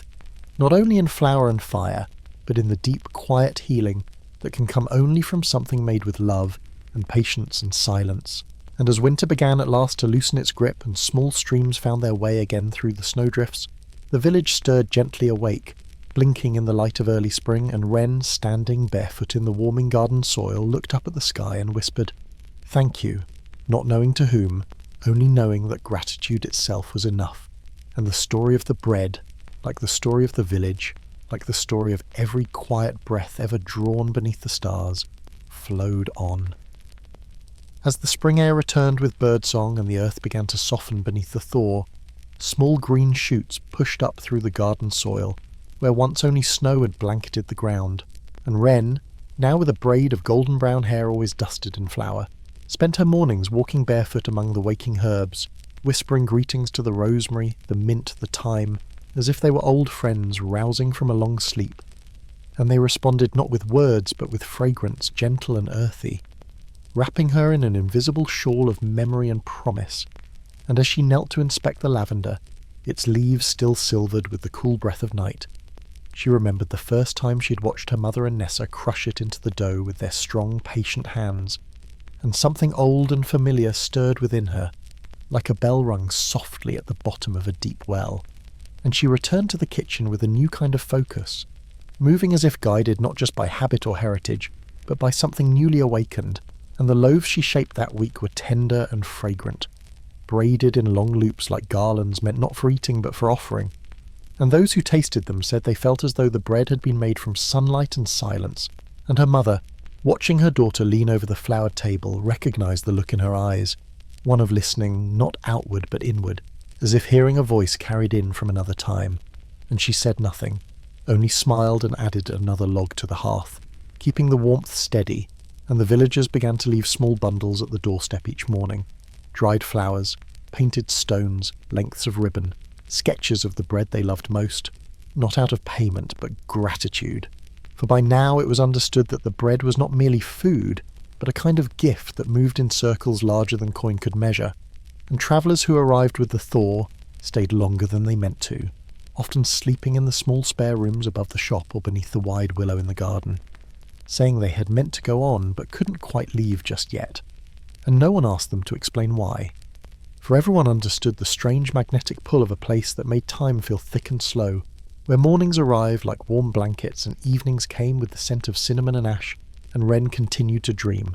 and her dreams grew stranger but no less comforting, full of symbols and soft voices, pathways of light winding through dark woods, hands offering bowls carved of stone, and always the feeling that she was being taught, not in the way of schools but in the quiet, ancient manner of bread and breath and waiting, and she woke each morning with new shapes in her mind, new combinations of herbs and grains and touch, and she tested them gently, never rushed, allowing the dough to teach her what it wanted to be. And one day she awoke just before dawn with a single word on her lips, restoration, and she moved through the morning like water flowing, quiet and certain, combining flour with lemon balm and dried apple, kneading slowly, humming a tune she didn't know she knew, and when the bread emerged from the oven, it was golden and thick with steam curling upward like prayer, and those who tasted it that day said it made them cry without knowing why, that afterward they felt something inside them knit together more firmly, as if a seam had been mended that they hadn't realized was ever torn. And Wren smiled gently at their words, but said little, for she had begun to understand that the bread spoke best without her help, and in the evenings, after the last crumb had been sold or gifted, she would return to the garden with the old book in her hands, the one brought by the frost-covered stranger, and she would sit beneath the budding branches and read without sound, her eyes moving over lines of script that shimmered in the low light like ink mixed with moonbeam. And though no one else could decipher the pages, Wren seemed to absorb their meaning fully, and sometimes she would pause and place her hand on the earth beside her, eyes closed, as if listening for an answer from beneath the soil, and more than once she would rise with a sudden idea, returning inside to grind seeds or steep herbs or write notes in the margin of a blank page she kept folded beside the hearth, and the book became a living thing between her hands, not just a record of recipes or rituals, but a conversation between her and something greater, something tender and old and wise, and her mother watched with quiet awe, understanding that Wren was no longer only a baker, but something like a weaver of peace, and Nessa, now often seated near the fire with a shawl around her shoulders and a cup of warm rosehip tea, said softly one evening, "She's become what the moon once whispered, hasn't she?" And no one answered, because they knew it to be true, and the days moved on in their slow spiral, marked by loaves and laughter and the scent of rising dough. And even as rain returned and the hills grew green again, the inside of the bakery remained unchanged in its warmth, a small steady world that moved not with haste but with purpose, where healing was baked into the crust and stories were told not with words but with flour and fire and the hush of waiting. And though no one knew what would come in the years ahead, they trusted that Wren would guide the rhythm forward, not by force but by listening, not by command but by care, and so the story continued, unhurried, unfolding like dough beneath the baker's hand. The summer unfurled its golden arms across the cobbled village, and the days stretched longer like soft ribbons of honey. The bakery filled each morning with the scent of sun-warmed herbs and fresh-milled grains, and Wren, now taller and sure in her steps, rose even before the first light touched the hills, moving through her kitchen like a breeze through the leaves, her hands coated in flour and instinct, the hearth already whispering warmth into the walls as she kneaded the dough with eyes half closed and a hum deep in her throat. For her dreams had changed again, not vanished but shifted, growing quieter now, like echoes from a distant room, and instead of visions she felt impressions, warm feelings that settled in her bones and moved her fingers before she knew what they would shape. And so the bread she made became simpler in form but deeper in meaning, with crusts that bore patterns like leaves pressed by time, and interiors so soft they seemed to sigh when torn open. And the villagers noticed a stillness to these loaves, a calming weight, as though each one held the hush of dusk within its folds, and people began to linger longer after buying their bread, sitting in the garden or beneath the old awning by the door, their shoulders softening, their voices dropping to gentle murmurs, and Wren never asked why they stayed, because she already knew. They were resting, they were remembering, they were finding something they'd forgotten they had lost. And one morning a boy with a crooked grin and eyes like dark glass came to the counter with a feather in his pocket and asked for the bread that tasted like forgiveness. And Wren, without a word, reached behind her and lifted a round golden loaf sprinkled with chamomile and barley and gave it to him with both hands, and he cradled it like a gift too precious to unwrap and walked away without speaking again. And these quiet moments came often now, brief and beautiful as falling petals, and her mother sometimes stood in the doorway watching it all, her apron dusted with the morning's proof, a smile on her lips and a mist in her eyes, knowing that this place had become more than a bakery, that somehow Wren had spun it into a sanctuary, and Nessa, though she no longer baked, still tended the shelves of herbs and stones, brushing away dust and whispering greetings to the old jars, and occasionally she would light a small candle by the window and hum a lullaby no one else remembered. And it was said by those who passed in the twilight that the flicker of that candle seemed to glow with a colour that didn't quite belong to this world. And as midsummer approached, the village prepared for the yearly festival, a simple affair of lanterns and music and shared dishes, but this year the baker's garden was chosen as the heart of it, and Wren, though shy in the face of such attention, agreed with a nod and a soft smile, and she set about baking through the night, not out of duty but of joy, the way a stream flows over stones or a moth dances toward light. And when the day arrived the air was warm and humming with laughter, and strings of herbs and dried flowers hung between trees and doorposts, fluttering in the breeze like old spells reawakened, and everyone brought something, songs and soup, quilts and berries, even old stories. And when the sun began to set, Wren stepped into the centre of the garden and placed a wide round loaf on the table, cut into spirals like the shape of snails or galaxies, and though she said nothing, the silence that followed was full of something sacred, and everyone felt it, a pull in their chest, a loosening behind their ribs, as if they were being reminded of something ancient and kind. And they ate, and they smiled, and some cried, and no one asked why,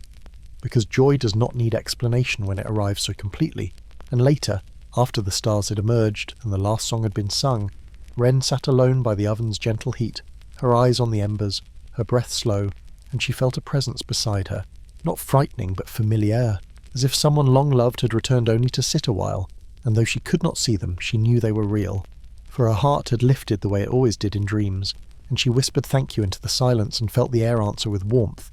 And in the days that followed, things did not return to normal, for nothing had been lost, only deepened, and Wren continued to bake with quiet joy, her loaves carrying something that no recipe could hold, and more travellers arrived, not seeking direction but rest, and they found it in the scent of rising bread, the cool hands of the garden mint, the hush of flower falling like snow, and each left changed in some small way, and no one asked how, because the answer was in the softness of the crust, the way the crumbs held together, the weight of the loaf in two open palms, and the story of the baker and her starlit bread spread not with speed, but with soul, carried from dream to dream like wind through pine boughs, like the murmur of rivers at night, like something sacred and slow, unfolding always. The first whisper of autumn came not with chill, but with a hush, a deepening of shadows in the early morning, a new stillness in the trees, a breath held in the amber light that fell through the bakery windows just after sunrise, and Wren, rising from her dreams which had been filled with amber fields and hands made of light, stood barefoot on the cool stone floor and listened, not for voices, but for the small signs the world gave when something was about to change. And as she moved through the kitchen, her fingers brushed the herbs drying above the counter, trailing their scent into the waking air,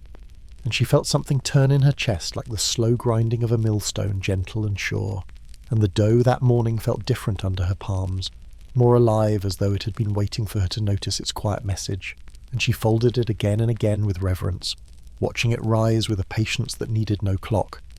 And outside the village turned inward slightly, as it always did with this approach of colder days, the laughter softening, the windows glowing earlier, the scent of wood smoke lingering like a woolen shawl over rooftops, and the villagers began asking for loaves with more weight, more comfort, breads heavy with nuts and dried fruits, breads that filled the belly and quieted the heart.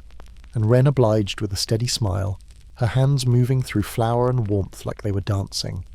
each loaf shaped with care and intuition. And one evening, as a thin mist curled along the garden path and the last of the sun slipped behind the hills, a woman arrived carrying a satchel full of old letters, her eyes tired but kind, and she asked not for bread but for a place to sit.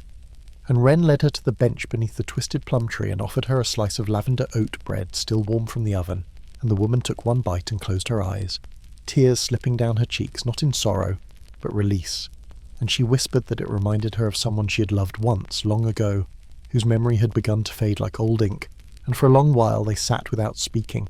the quiet between them more comforting than conversation. And Wren knew, without being told, that the bread had given her something. She hadn't realised she needed a doorway back, if only for a moment. And this began to happen more and more often as the season turned, people arriving with burdens unseen, leaving lighter without understanding why. And Wren did not question it, only listened and baked, her life flowing in rhythm with the rising and cooling of the oven, the soft swish of flour in the bowl, the steady crackle of fire. And the dreams returned, softer now, more felt than seen, like old friends resting beside her, and she understood that they were no longer messages but companions, no longer guiding her path but walking it with her. And the nights grew longer, the stars brighter, and she began to bake special loaves only under moonlight, using ingredients that seemed to glow under her fingertips: silver poppy seed, blue cornmeal, ground violet. And though she sold them rarely, those who ate them reported the deepest sleep of their lives, dreams so gentle they wept upon waking not from sorrow but from the peace that had wrapped them. And these moonbreads, as they came to be known, were spoken of with reverence, though Wren never named them herself, simply calling them what they were, bread for sleeping, and soon the villagers began leaving notes asking for them. Not often, only when their hearts were too loud or their grief too fresh. And Wren, always knowing before the request even arrived, would prepare the dough silently under starlight, shaping it with slow round motions that matched the rhythm of the crickets outside and the beat of her own breath. And the bread emerged from the oven pale and soft, with a crust that shimmered faintly, like frost caught in candlelight, and each loaf was wrapped in linen and left at the door of the one who needed it, never with a name, only the scent of comfort and the warmth of being known. And winter came slowly that year, not with a snap but a sigh, snow falling in gentle hushes, the kind that blankets rooftops without a sound and makes every footstep seem sacred. And the bakery glowed golden through it all, a beacon of warmth in the stillness. And Wren, now called by some the Dream Baker, continued her quiet work, never seeking more than the peace of her small kitchen and the soft thanks carried in eyes and silence. And one night, deep into the coldest part of the season, she dreamt of her father for the first time in years, not as he was before, but as he might have been, standing beside her in the kitchen, his hands coated in flour, his voice low and warm, asking her if she remembered how he used to hum while waiting for dough to rise. And in the dream she nodded and began to hum too, and the sound wrapped around them like a spell, and when she woke she could still feel it in her chest, like a warmth that hadn't faded with the night, and she hummed the same melody that morning while baking, the notes soft and looping, and her mother, passing by with tea in her hands, stopped and closed her eyes, her lips trembling, for she remembered it too, and neither of them spoke because the song had said everything.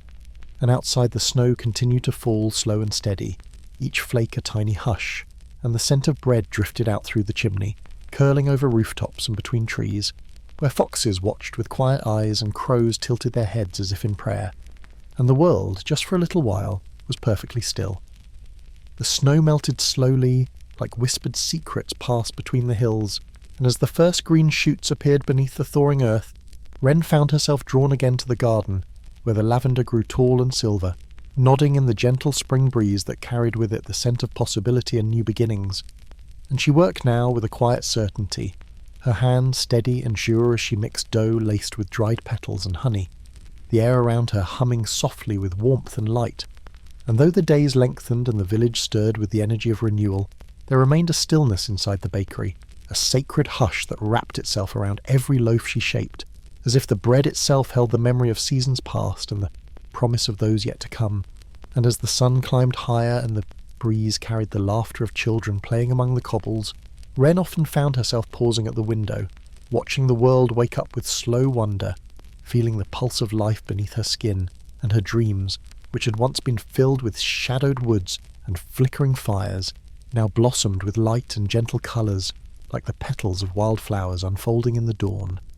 And she knew that the gift she carried was no longer just for her own peace, but for the village itself, a thread woven quietly through the days, holding them all together in something stronger than words. And one afternoon, as the light turned golden and the breeze whispered through the open door, a stranger arrived, wrapped in a cloak stitched with stars, carrying a basket woven from willow branches and lined with soft moss. And he asked not for bread, but for a place to rest. And Wren, seeing the weariness in his eyes, offered him a seat by the hearth and a slice of her newest creation, a bread flavoured with honey and thyme and a touch of wild violet, baked slowly to bring out its sweetness and softness. And as he ate, the stranger smiled, a quiet, knowing smile, and told her of faraway places where the night sky was so clear the stars seemed close enough to touch. And Wren listened, her heart rising and falling like the tide, feeling the gentle pull of a world larger than her own. And though she had never travelled beyond the hills, she carried in her the stories of many journeys, told in the whispers of the wind and the steady rhythm of her baking. And the stranger stayed longer than she expected, sharing tales of mountain paths and river crossings, of people who danced beneath the moon and sang songs that could heal, and in return Wren shared the quiet magic of her bread, each loaf a small miracle born of patience and care. And when the time came for him to leave, he pressed a small bundle into her hands, a collection of dried herbs, some unfamiliar and others sweetly fragrant, wrapped in linen stitched with silver thread, and told her that these were gifts from the places he had seen, to be used in her baking when the moon was full and the night was still. And as he walked away beneath the fading light, Wren felt a stirring in her soul, a sense that her story was becoming part of something greater, woven into the fabric of the world beyond her village. And in the weeks that followed, she experimented with the herbs, blending them carefully into dough and watching with quiet wonder as the loaves rose higher and glowed softly in the oven's light. And the villagers noticed the change too, saying that the bread tasted like dreams woven from starlight, and that eating it brought a calm that settled deep within the bones. And one evening, as the moon rose full and silver over the hills, Wren baked a special loaf, shaped like a crescent moon and studded with the new herbs and a dusting of crushed lavender. And she wrapped it in linen and left it at the doorstep of the old miller, who had long struggled with restless nights and heavy heart.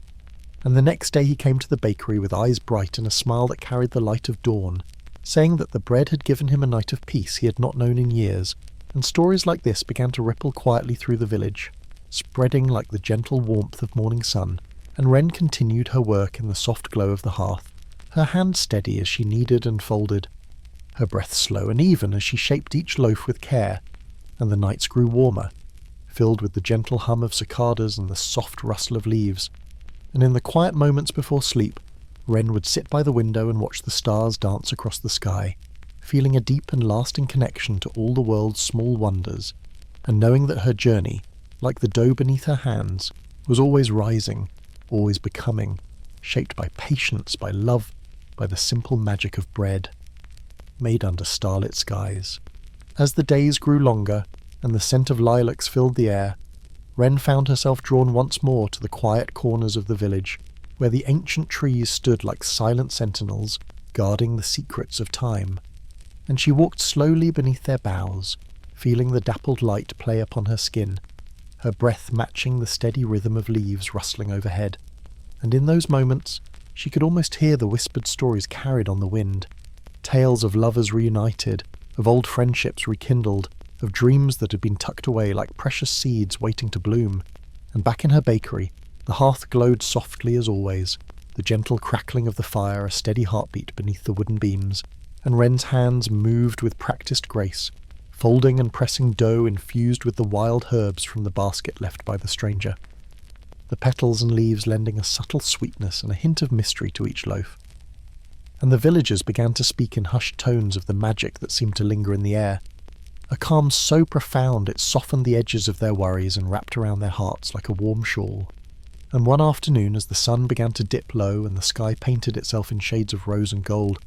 a small group gathered outside the bakery, their faces alight with anticipation and gratitude.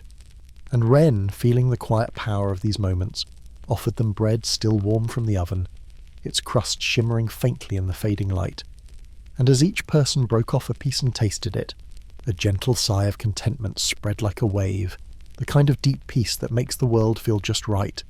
as if for a moment all burdens had lifted, and the only thing that mattered was the soft crumb melting on their tongues and the scent of lavender carried on the evening breeze, and children laughed nearby, chasing fireflies that flickered like tiny stars come down to play. And the old miller, now known for his bright eyes and steady step, leaned against the fence with a smile, telling stories of how the bread had given him restful nights and a calm he hadn't known in years. And as twilight deepened into night, Wren sat once again by the window, the moon hanging low and full, casting a silver glow that mingled with the warmth from the oven.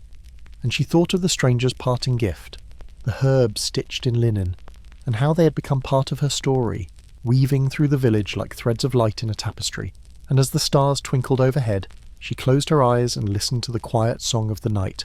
the rustle of leaves, the distant call of an owl, the gentle crackle of firewood burning low, and felt herself drifting on a soft current, carried by the rhythm of breath and time, and the bread, always the bread, rising gently in its proofing basket, waiting to bring its quiet magic to those who needed it most. And in that stillness, Wren understood that the true gift was not just in the bread itself, but in the act of creating it, of turning simple ingredients into something warm and alive, a small beacon of comfort in a world that often moved too fast. And as she rested there in the peaceful glow of night, the village around her breathing softly in sleep, she knew that her story, like the bread beneath her hands, would continue to rise and grow, shaped by the hands of time and love, a slow and steady journey beneath the starlit sky. Spring deepened, and with it the village stirred in soft hues of green and gold, the gentle hum of life returning to the fields and gardens, where bees lazily wandered from flower to flower, carrying whispers of renewal, and Wren found her days filled with the quiet rhythm of baking, her hands folding dough that felt lighter, as if touched by the breath of the season itself, and the scent of fresh lavender mingled with honey and wild thyme, drifting through the bakery and beyond, wrapping the village in a tender embrace. And often she paused by the open window to watch the clouds drift slowly across a pale blue sky, their shapes shifting like dreams in daylight. And in those moments she felt connected to something vast and gentle, a silent song sung by the earth and sky together. And the bread she made was no longer just sustenance, but a thread of warmth woven into the fabric of each day, a quiet ritual that brought comfort not only to those who ate it, but to Wren herself,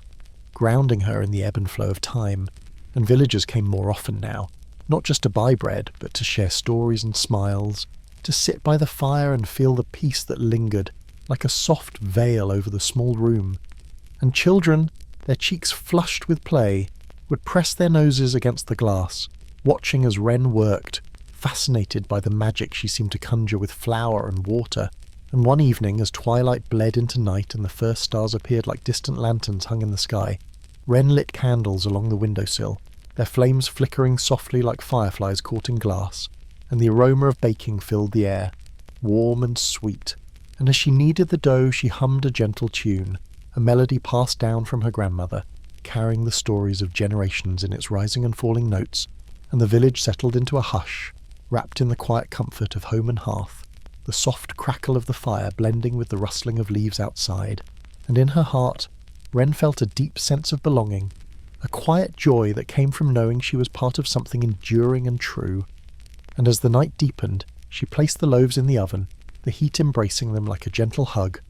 and outside the moon rose full and bright, casting silver light over the cobblestones and gardens, painting the world in shades of calm. And she closed her eyes for a moment, breathing in the night air scented with lavender and pine, feeling the slow, steady beat of life all around her.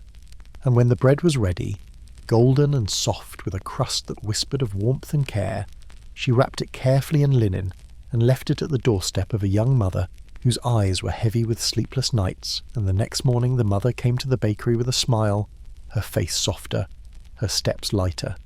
And she told Wren that the bread had carried her through the darkest hours with dreams filled with gentle light, and these moments became a quiet miracle repeated in many forms, each loaf a beacon of calm in lives often hurried and restless. And as the days grew warmer, the village bloomed with life, the fields turning golden with wheat ready to be harvested, and Wren worked with hands steady and sure, her spirit lifted by the steady pulse of seasons turning, and one afternoon a soft rain began to fall, each drop a cool kiss on the earth, and the village retreated indoors, windows fogged with warmth and stories shared over tea, and Wren sat by the fire with a book in her lap, the pages worn and familiar, her thoughts drifting like the rain outside, calm and slow.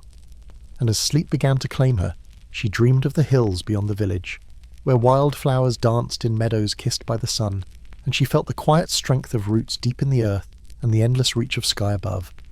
And when she awoke, the world was new again, full of promise and soft light, and with each breath she took, she carried the memory of those dreams, weaving them gently into the bread she baked, a slow and steady offering of peace and hope beneath the ever-turning stars. The village basked in the gentle warmth of early summer, the days stretching lazily beneath a sky so blue it seemed almost impossible to hold, and the air was filled with the mingled scents of wildflowers and freshly turned earth, carrying the promise of abundance and quiet joy. And Wren's hands moved rhythmically through the familiar dance of bread-making, each fold and press a meditation in itself, the dough responding with a supple grace, rising softly beneath the gentle heat of the oven, which glowed like a steady heart in the corner of her cosy kitchen. And often she paused to look out at the world beyond her window, the sunflowers standing tall like golden sentinels, their faces turned to the light, the bees humming softly as they wove their way from bloom to bloom, and the old stone path winding through the garden where the lavender thrived, its purple spikes bending slightly in the warm breeze, releasing their calming scent into the air, wrapping the village in a quiet embrace. And as the evening approached, the sky painted itself in colours of apricot and lavender, soft clouds drifting slowly like dreams, and Wren lit a small lantern by the door, its glow casting gentle shadows that danced across the walls. And as the night settled in, the village seemed to sigh in contentment, the sound of crickets filling the spaces between the trees, and the hearth's fire crackled softly, sending warm amber light flickering across the wooden beams, and Wren's thoughts drifted like the flames, steady and calm, to the stories whispered by the herbs she had learned to weave into her loaves, the lavender for peace, the thyme for courage, the wild violet for sweetness and light, each one a thread in the tapestry of her baking. And in the quiet moments before sleep, she imagined the bread reaching out to touch the lives of those who ate it, carrying with it a gift of rest and gentle dreams. And she thought of the stranger with the star-stitched cloak, wondering where his journeys had taken him, and if the moon was shining as bright over distant lands as it was here, casting silver light over hills and rivers and quiet villages much like her own. And as she prepared a new batch of dough, mixing flour and water with the careful attention of a prayer, she felt a deep connection to the world beyond, a sense that her small acts of kindness were part of a greater whole, a rhythm woven through time and space like the steady beat of a heart. And as the night grew deeper and the stars shone brighter, Wren wrapped the loaves carefully in soft cloth and set them near the fire to keep warm. And outside the breeze whispered through the trees, carrying the scent of pine and blooming jasmine. And the village settled into sleep, each house holding dreams that fluttered softly like moths in a quiet room. And Wren sat by the window, watching the moon trace its slow path across the sky, feeling the gentle pull of rest drawing her down like a feather floating on the wind. And with a final sigh, she closed her eyes and let herself drift, carried on the steady, soothing current of breath and time, her heart full of quiet light and the soft magic of bread made beneath the starlit sky. The nights grew warmer, and the village began to hum softly with the gentle pulse of summer, a time when fireflies drifted like tiny stars caught in the air, their flickering lights casting a soft glow over gardens and cobblestones. And Wren found herself rising early again, before the dawn's first blush, to knead her dough beneath the soft glow of candlelight, the warm scent of lavender mingling with the earthy aroma of flour and yeast, wrapping the room in a quiet comfort that felt like a tender embrace. And as she worked, the stillness around her deepened. The only sounds, the soft scrape of her hands against the wooden table and the faint crackle of the fire. And in those moments, time seemed to slow, the world outside fading into a gentle blur as her thoughts settled like soft feathers drifting down to rest. And the bread she shaped felt alive beneath her fingers, a promise of warmth and peace to come, and outside the village stirred slowly to life, the first birds calling softly from the trees, their songs weaving through the air like gentle threads of melody. And the fields beyond shimmered with dew, catching the early light like scattered diamonds, and Wren carried her loaves to the oven, placing them carefully on the stone hearth, where the heat enveloped them like a gentle hug, coaxing them to rise and glow with golden warmth. And as the bread baked, she sat quietly by the window, watching the sky shift from soft pinks to deepening blues, the stars fading as dawn crept over the hills and the scent of fresh bread mingled with the morning air,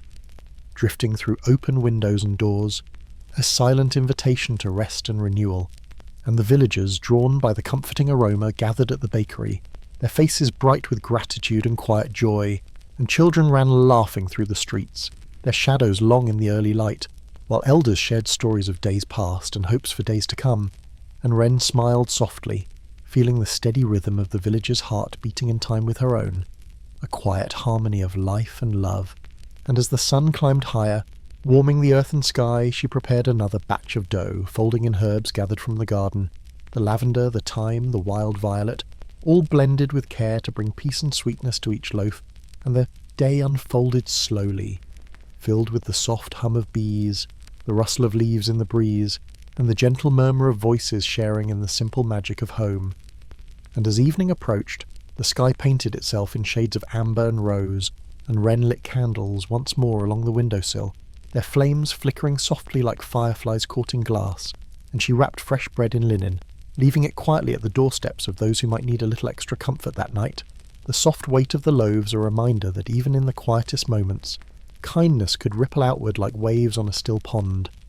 And as the village settled into the hush of night, the stars emerged, twinkling like distant lanterns hung from the heavens, and Wren sat by the fire, the flickering light warming her skin, her breath slow and even as she felt herself drifting on the steady current of rest, carried gently towards sleep by the soft magic of bread made beneath the ever-watchful moon, a story of warmth and peace unfolding slowly beneath the vast and quiet sky. The warmth of his summer evenings lingered softly in the village, wrapping around every stone and tree like a familiar gentle blanket, and Wren moved through her kitchen with the quiet ease of one who knows the secrets of time, the flickering fire casting dancing shadows that seemed to breathe with the rhythm of her slow, steady motions, and the scent of bread rising filled the air, rich with the essence of lavender and the sweet earthiness of wild thyme, a fragrant lullaby that drifted beyond the bakery's walls and into the sleeping village, where windows glowed softly with candlelight, each one a small beacon of rest and peace, and the gentle hum of crickets filled the spaces between the trees, their song a steady pulse beneath the vast night sky. As the stars blinked slowly, like distant eyes watching over the quiet earth, and Wren's hands, dusted lightly with flour, shaped the dough with a practiced tenderness, folding and pressing as if weaving a spell of calm and comfort into every loaf, the soft elasticity of the dough responding eagerly, rising like a living thing beneath her touch, and outside the breeze whispered through the garden, carrying the faint scent of jasmine and honeysuckle, and the leaves rustled in a gentle symphony that mingled with the crackle of the hearth, creating a melody of peace that settled deep into the bones, urging the body to unwind and the mind to drift toward quiet dreams. And as the night deepened, Wren wrapped the freshly baked loaves in soft linen, their crusts golden and warm, a promise of rest to those who would break them, and she left them at the doorsteps of neighbours with a soft knock and a whispered blessing for gentle sleep. And inside her home, the glow of the fire dimmed to embers, the room now filled with a soft hush that invited reflection and calm, and she sat by the window gazing up at the moon, a glowing pearl in the velvet sky, its light bathing the world in a silver sheen that softened every edge and whispered of dreams yet to come. And her thoughts floated like clouds drifting lazily across the night, carrying memories of old stories told by the fire,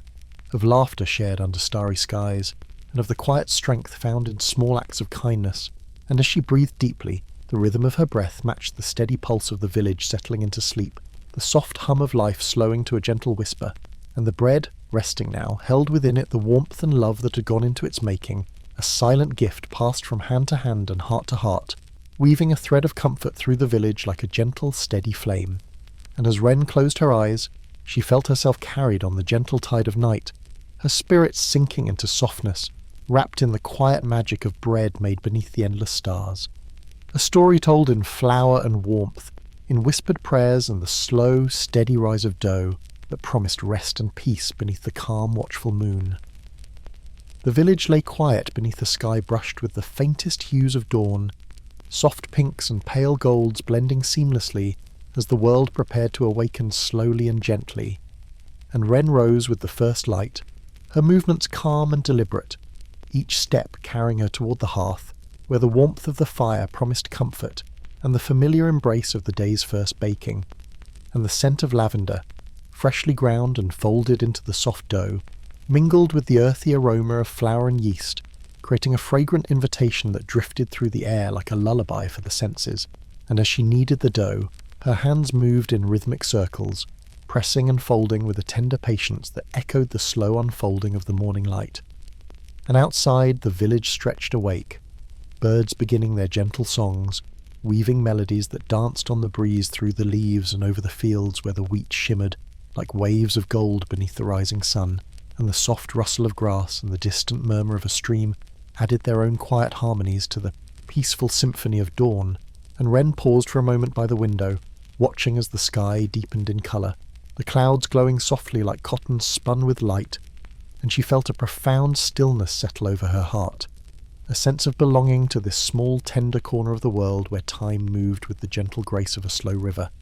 And as the dough rose in the warm oven, the bakery filled with a golden light that seemed to pulse with life itself, and villagers began to arrive, drawn by the comforting scent and the promise of fresh bread, their faces bright with gratitude and soft smiles, and children gathered near, their eyes wide with wonder as they watched the loaves emerge,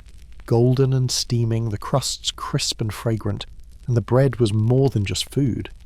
It was a slow blessing, a tangible expression of care that carried the quiet magic of lavender and thyme, herbs that spoke of calm and healing, woven gently into the fabric of the village's days. And as the sun climbed higher, warming the earth and sky, Wren prepared another batch of dough, her hand steady and sure, the movements of her craft as familiar as the steady beat of a heart, and the village hummed softly with life, birds flitting from branch to branch, the murmur of voices shared over morning tasks, the soft laughter of children chasing one another along cobbled streets, and the occasional clatter of a cart rolling by on worn wheels, all weaving together into a tapestry of quiet contentment. And as afternoon softened into evening, Wren lit the lanterns that lined the bakery's windows, their warm glow casting flickering shadows that danced across the walls like gentle spirits, and the fire crackled softly, sending amber light curling through the air, inviting rest and reflection. And with the night settling in, the moon rose full and bright, bathing the village in a soft silver light that transformed every leaf and stone into something magical. And Wren wrapped the freshly baked loaves in soft linen, leaving them at doorsteps with a whispered wish for gentle dreams, a silent promise of peace and comfort to those who might need it most. And as the village drifted into sleep, the stars blinked slowly overhead, steady and sure like distant beacons, and Wren sat quietly by the window, her breath slow and even, her thoughts settling like soft snowflakes, carried gently on the night breeze. And as she closed her eyes, she felt herself sinking into the deep, quiet calm of the night, wrapped in the warmth of the hearth and the soft magic of bread made beneath the starlit sky, a gentle story of hope and rest unfolding softly beneath the watchful moon. The village breathed quietly beneath a sky deepening from twilight to night, the last hues of orange melting slowly into soft indigo, and Wren moved through her kitchen with the gentle certainty of one who understands the sacredness of simple rituals, her hands dusted with flour as she shaped the dough once more, folding in the fragrant lavender that filled the air with a calm so delicate it seemed to hush even the whispering leaves outside, and the hearth's warm glow cast flickering light that danced softly on the worn wooden beams, the crackle of the fire weaving its own gentle rhythm, a lullaby that blended with the night stillness, while outside the village settled into a hushed embrace, Windows glowing warmly with candlelight, and the scent of fresh bread mingled with the cool evening breeze carrying the faintest hint of jasmine and wild mint, and somewhere nearby the soft coo of an owl punctuated the quiet, its call gentle and distant, like a secret shared between the night and the stars. And Wren's thoughts drifted as she prepared the loaves, the dough soft and pliant beneath her fingers, a living thing that rose steadily, infused with the quiet magic of herbs and care. And as she placed the bread in the oven, the room filled with a golden warmth that felt like the tender heartbeat of the earth itself, steady and sure. And beyond the bakery's door the village lay wrapped in shadows, each house a small island of light and peace, and the gentle rustling of leaves in the night wind whispered lullabies to the seer, sleeping world, weaving dreams through the branches and across the cool stones of the streets. And Wren wrapped the warm loaves in linen, their golden crusts glowing softly in the firelight, and she left them carefully on doorsteps, a silent blessing for those whose nights might feel long or lonely. And inside her small home, she settled by the window with a cup of chamomile tea, its fragrant steam curling upward like a gentle breath, and she gazed upward at the moon, a glowing orb hanging low and bright, its silver light spilling over the village like a tender caress, softening edges and filling the night with quiet wonder. And her heart beat in time with the peaceful rhythm of the world settling into rest, the stars twinkling faintly as if nodding sleepily in agreement, and the soft crackle of the fire mingled with the distant song of crickets, creating a lullaby woven from the threads of earth and sky. And as her eyelids grew heavy, Wren breathed deeply, feeling the calm seep into every part of her being, the steady rise and fall of her breath matching the slow pulse of the night, and she let herself be carried gently into sleep, wrapped in the warmth of bread made beneath the watchful stars. A story whispered softly in flower and light,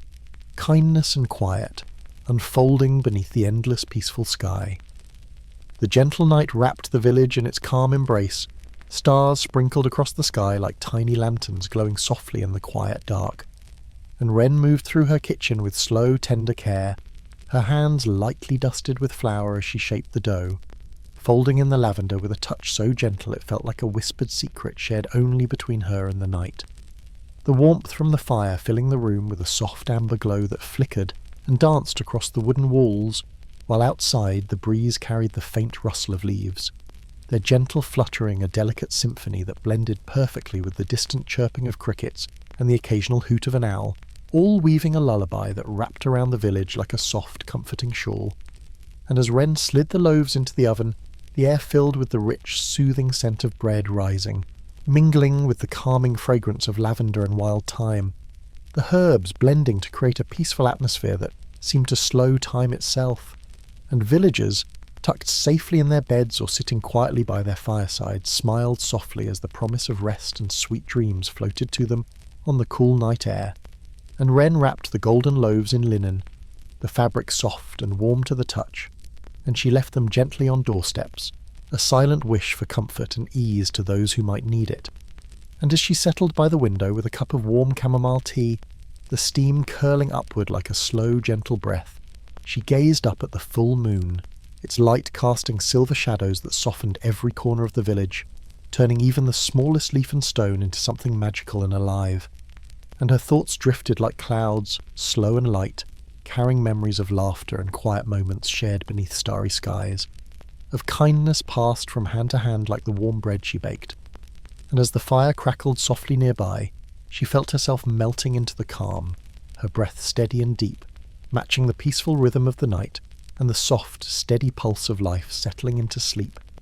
And with her eyes closed, wrapped in the warmth of the hearth and the gentle magic of bread made beneath the starlit sky, Wren's spirit floated softly towards dreams, carried on the slow, steady current of rest, a story whispered in flower and light, kindness and quiet, unfolding gently beneath the watchful moon. The night deepened around the village like a soft velvet cloak, wrapping every house and tree in quiet darkness, pierced only by the gentle shimmer of stars scattered across the vast sky. And inside the bakery, Wren's hands moved with a familiar grace, tender and slow as she kneaded the dough once more, the fragrant lavender blending with the sweet scent of honey and wild herbs gathered from the garden, creating a soothing perfume that filled the warm kitchen. While outside, a gentle breeze stirred the leaves, their rustling a soft whisper that mingled with the distant lullaby of crickets and the faint murmur of a nearby brook. A peaceful song carried on the night air, inviting all to rest and dream, and Wren carefully shaped the loaves, each fold and press a delicate act of love and patience, the dough soft and pliant beneath her fingertips, rising steadily like a quiet heartbeat, and the fire's glow bathed the room in golden light, casting gentle shadows that flickered and danced like tiny spirits, the warmth comforting and steady as a slow breath. While the village slept peacefully, wrapped in blankets and quiet thoughts, the scent of fresh bread reaching even the farthest corners, a silent promise of comfort and care, and as the oven worked its magic, Wren wrapped the finished loaves in soft linen, their crusts a perfect golden brown, warm and inviting, and she left them gently on doorsteps with a whispered wish for sweet dreams and restful nights. And as she settled by the window with a cup of warm tea, the steam rising slowly, curling like a tender breath, she gazed upward at the moon, glowing bright and full, its silver light spilling gently over the sleeping village, turning every shadow soft and every edge smooth, and her thoughts drifted lazily like clouds, light and slow, carrying memories of quiet moments and gentle smiles shared beneath the watchful stars. And as the fire crackled softly nearby, she felt herself carried on the gentle current of rest, her breath steady and calm matching the peaceful rhythm of the night, and the village hummed softly with life settling into sleep, the stars blinking slowly, steady and sure, like distant lanterns guiding all towards dreams, wrapped in warmth and light, and with her eyes closed, surrounded by the warmth of the hearth and the soft magic of bread made beneath the starlit sky, Wren's spirit floated gently on the slow, steady tide of calm, a story whispered in flower and light, kindness and quiet, unfolding softly beneath the endless peaceful night. The night wrapped the village in a soft, comforting embrace, stars twinkling quietly above like gentle guardians watching over the world below, and Wren stood by her window one last time, the warmth of the hearth glowing softly behind her, blending with the silver light of the full moon, her hand still carrying the faint scent of lavender and fresh bread, reminders of all the care and quiet love folded into every loaf. And as a gentle breeze whispered through the trees, carrying the soft rustling of leaves and the distant murmur of the night, she felt a deep, peaceful calm settle over her, a quiet stillness that seeped into every part of her being, and the village, nestled in restful sleep beneath the vast, starry sky, breathed in harmony with the steady rhythm of the earth itself, every corner bathed in gentle shadow and moonlight, every heart cradled by the promise of sweet, gentle dreams. And in this moment, the story of the baker and her starlit bread came full circle, a tale woven with flower, warmth, and whispered blessings, a tender magic spreading from hand to hand, door to door, like a soft lullaby wrapping every listener in kindness, rest, and hope. And as Wren closed her eyes, her breath steady and calm, the last glow of the fire softened to glowing embers, and the night carried her gently into sleep, wrapped in the tender warmth of the hearth, beneath the watchful stars, knowing that tomorrow would bring new bread, new stories, and new moments of quiet magic. And with that, the village rested peacefully, held safe by the gentle power of the Baker of Starlit Bread.